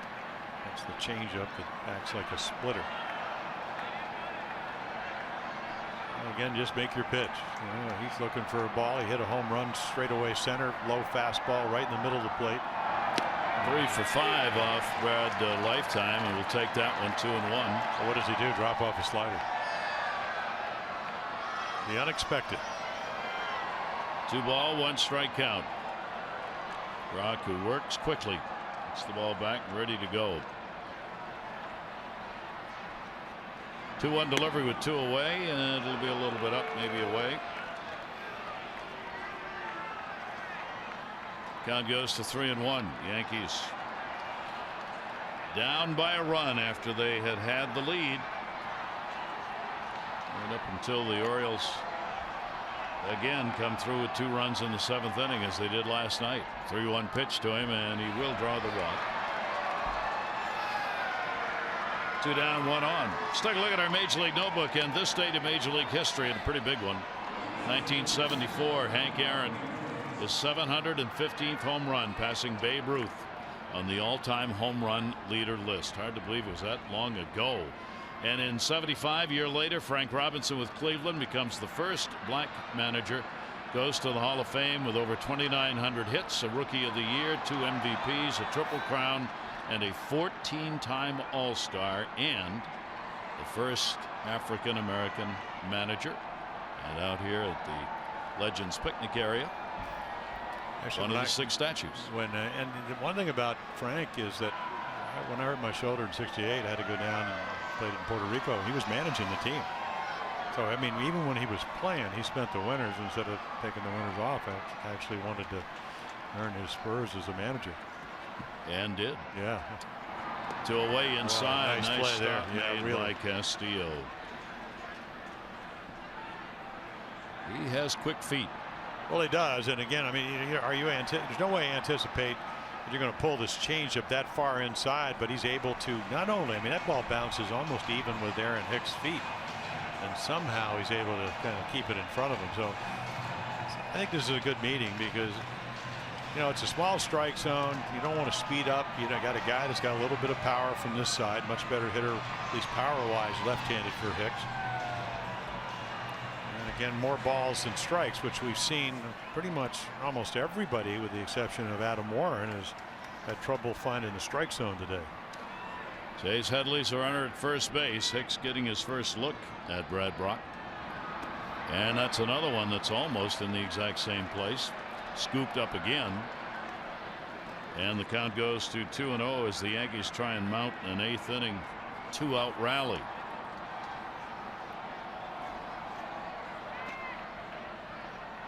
Headley staying behind Davis rather at first base. Davis has moved off the bag with a left-handed batter up to get more of an angle towards second. That one fouled off, and that one got Castillo as he limps his way out. Well, it's a tough way to make a living. Right off the back of the heel. Got all that protection, and the ball always seems to find someplace that's unprotected. You couldn't throw a ball there if you tried. You couldn't walk up with a hammer and hit the back of his heel, but the ball found it. 2-1. Torres waiting on deck. There are 2 down, though. Delivery to Hicks.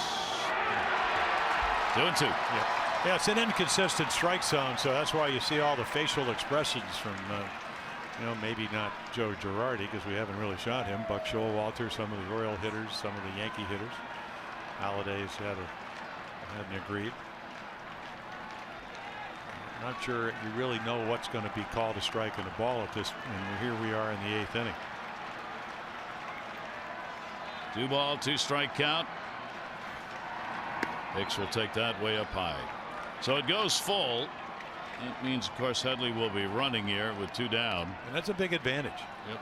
You know, the outfielders, Adam Jones, a couple of steps deeper where he should be. You know, try to cut off balls in the gap. But, you know, again, I mean, Headley not a speedster, but he does get that extra step. Maybe another step and a half or with his secondary lead. And the 3-2 with the runner going his way inside. So after 2 outs, Brad Brock has walked the next 2 Yankees. And that'll bring the number 9 hitter up.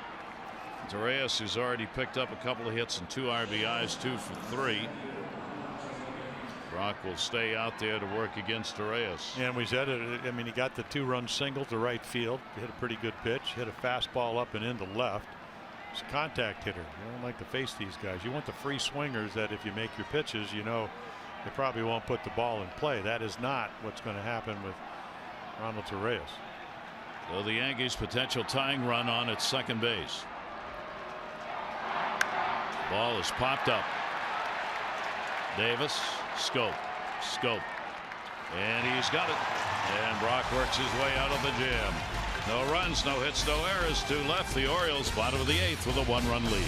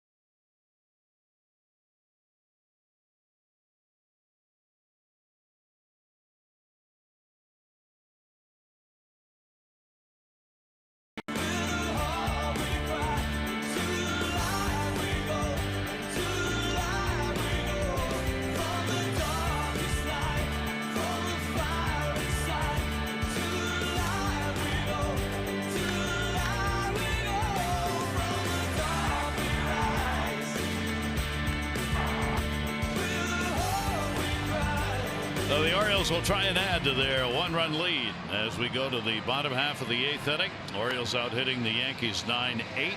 Betances is out of there. Could be the loser. 2/3 of an inning. A run on a couple of hits off Betances. Yeah, so Jonathan Holder out of Mississippi State comes on. Last year, A-ball, AA, AAA, all the way to the big leagues. Struck out 42% of the batters at those 3 levels. And we saw him last night. Got the fastball to 94, a little cutter, curveball. And it appears that he has the ability, and that'll be tested this afternoon, to throw strikes. Pitched well for him. Jonathan Schoop will lead it off. The Oriole closer, Zach Britton, who had a save in the ball game last night, getting ready to go in the 9th inning again. Jonathan has been hit by a pitch and has popped out twice to the catcher. You don't do that very often in one game. Hardy and then Smith due up for the Orioles. Pitch to him on a big cut is foul back. So Schoop gets a chance against Holder here in the bottom of the 8th inning as the Orioles try and go 4-0 to start the season and look to go 3-0 in 1-run games if it stays this way. Another one foul back.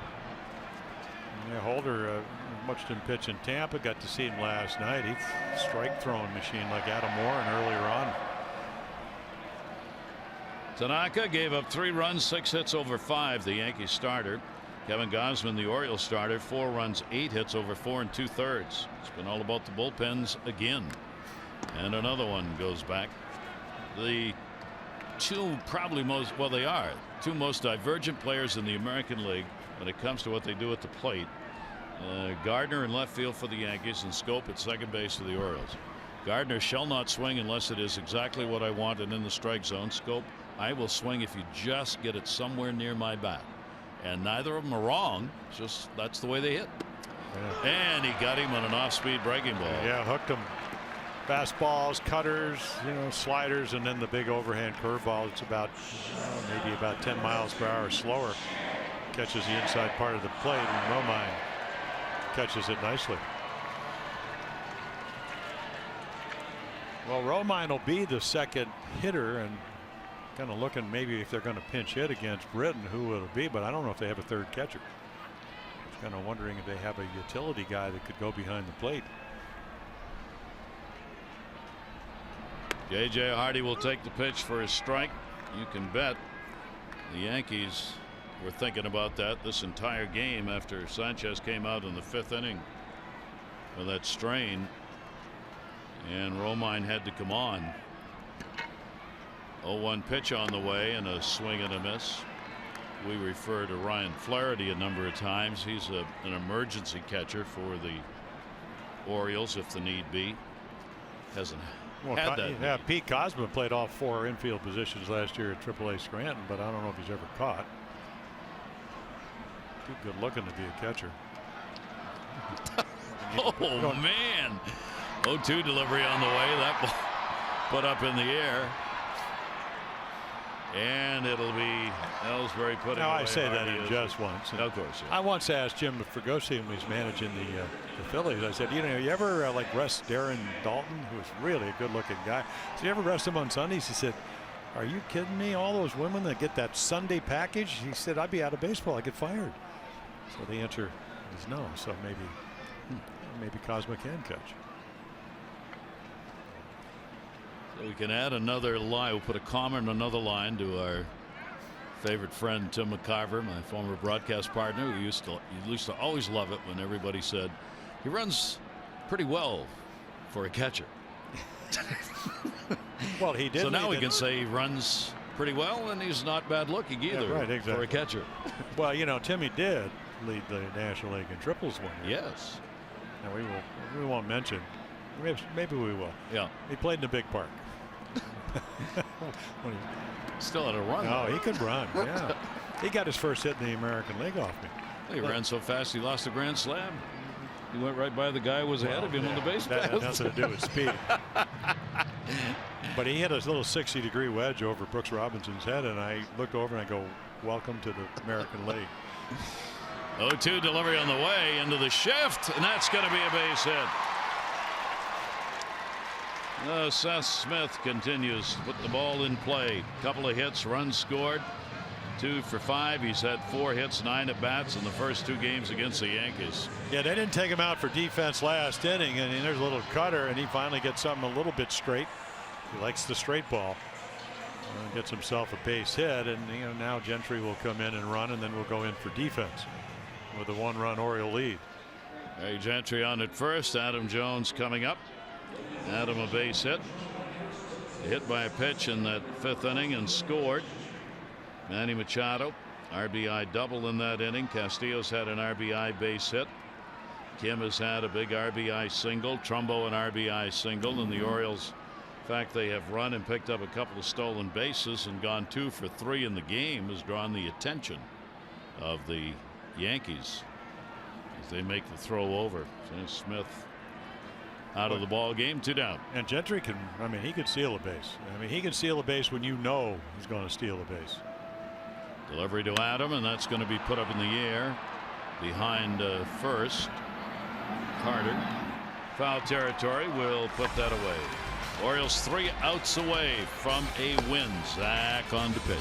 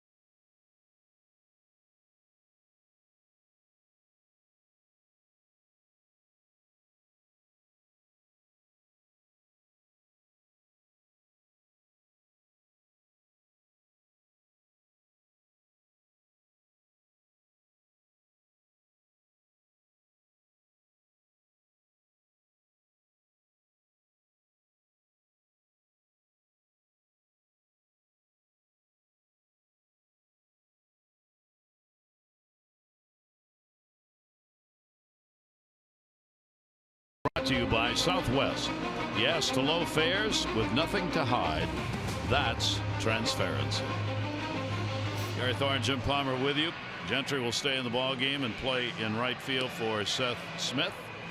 And in a 1-run ball game, 9th inning, here he is. Well, 47 out of 47 last year. He's got now 51 consecutive saves, going all the way back into 2015. 2 for 2 this year. So Zach has moved up on that board. Believe it or not, even with that, he's not the leader, not even close to Eric Gagne. Those are consecutive regular season saves converted. Valverde's tied with now. And Tom Gordon second to Gagne. Familia with the 52. Well, there are saves, and then there are saves, and again, the 1-run saves are the most difficult. And you got Gardner leading it off. So Gardner up against him. Britton has pretty good dominance. 33rd game he's had against the Yankees. A 3-4 record, and has saved all of the chances that he's had. 13 of them. Gardner, ever tough to get out of there, will take the pitch for a strike. A walk, a single. He's flown out and struck out in the ball game. And Zach, because he has sinker slider. Last year, about 13 balls put in the air all year out of 140 balls that were hit off him. Gardner 3 for 11 against him. Machado even with the bag at third, and the pitch will be away by Zach. Brad Brock worked an inning and gave up a couple of walks, got out of it. Givens worked an inning. He's the pitcher of record. He had 2 strikeouts. Oliver Drake an inning and a third, 1 walk. Nothing else. 1-1 delivery on the way, and that's there. And now he thought it was high. I mean, he'd been calling low strikes all day. Girardi, he's trying to work the count. The ball, get him. He's been a wandering strike zone. It probably, compared to all the other pitches this afternoon, I mean, it's high. And from that angle, it even looks higher. If our strike zone's worth anything, it's a strike. Yeah. No, I mean, we've shown it all day in the strikes. They've been strikes. But again, as you know, I mean, Brett Gardner's trying to work the count. Oh, yeah. Well, he'd rather hit 2-1 than 1-2. Now he's going to have to chase out of the zone. Inside on the fist. Yeah. At 96. That'll get you would have attention. You've had a kindling for the entire winter if he had swung at that pitch. And obviously, you get that key man, that guy leading off the inning in a 1-run ball game. And then this 2-2 count is I always thought it was a key count because you don't want to go 3-2, especially when you don't know what the strike zone is. Defense pretty much straight up. 2-2. Gardner, chopper. Hardy will have to hustle it over. Knows he does. And gets it. Yeah, JJ always seems to, the ball ends up there about a step or so in front of the runner. But he'll come in. I mean, this is going to be catch. I mean, perfect. The transfer, and he's got a nice little target over there in Chris Davis.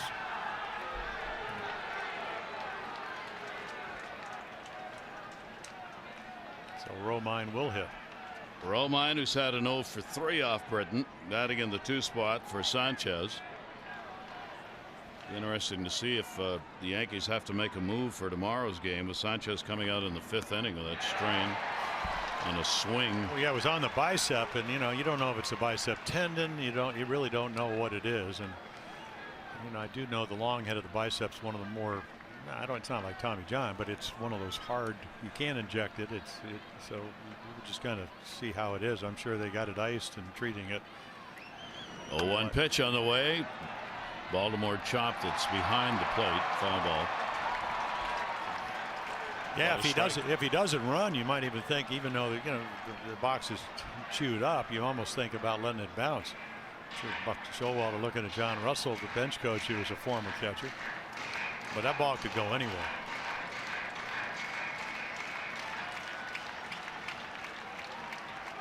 Take a look right here. So he really puts his head down, but I'm not sure you're going to let that bounce. No. No. 0-2 count. Britton delivers to Romine, and he goes down swinging, and there are 2 away. Yep. Bottom drops out of that sinker. Talking to Zach, because of the oblique injury, didn't really get a lot of innings in spring training. Rhythm was off early on. You see how high that front shoulder gets when the oblique was actually on the throwing side, which is unusual. But it was hard to time getting the shoulder up and down in time to get the ball to sink. So feeling better as the season progresses. 38,916, 38,916. Great crowd on their feet as the Orioles look to go 4-0. And Zach Britton looks to pick up his 52nd consecutive save. Pitch will be inside for a ball. Holiday with a 1 for 4. A single. He has struck out twice and flied out. He, of course, has had limited at bats, only 2. 1 for 3 rather against Britton. Well, you got 2 home run guys, Holiday at the plate and then Carter on deck. Down to third. Manny Machado dives, stops it, the throw to first, and it gets by. Chris Davis trying to make the pick on it, couldn't do it, and so Holiday will reach. Yeah, great play by Manny. You just aren't third basemen that are going to get to this ball. I mean, look at the range, and not only the hands, the ball, it's short hop, and again, this is a ball that normally he catches, and I think Joe Girardi is going to come out and say, is there some kind of ground rule? Again, I mean, look at the range. A shortstop playing third base. And the game's over, but he can't quite get it. Judge is going to come in to pinch run for Matt Holiday. So the potential tying run on here, top of the 9th inning, 2 down. Judge on to run here in the 9th, and Carter, who is 0 for 4, will come to the plate against Zach Britton. And 2 for 6 lifetime with a home run against Zach Britton.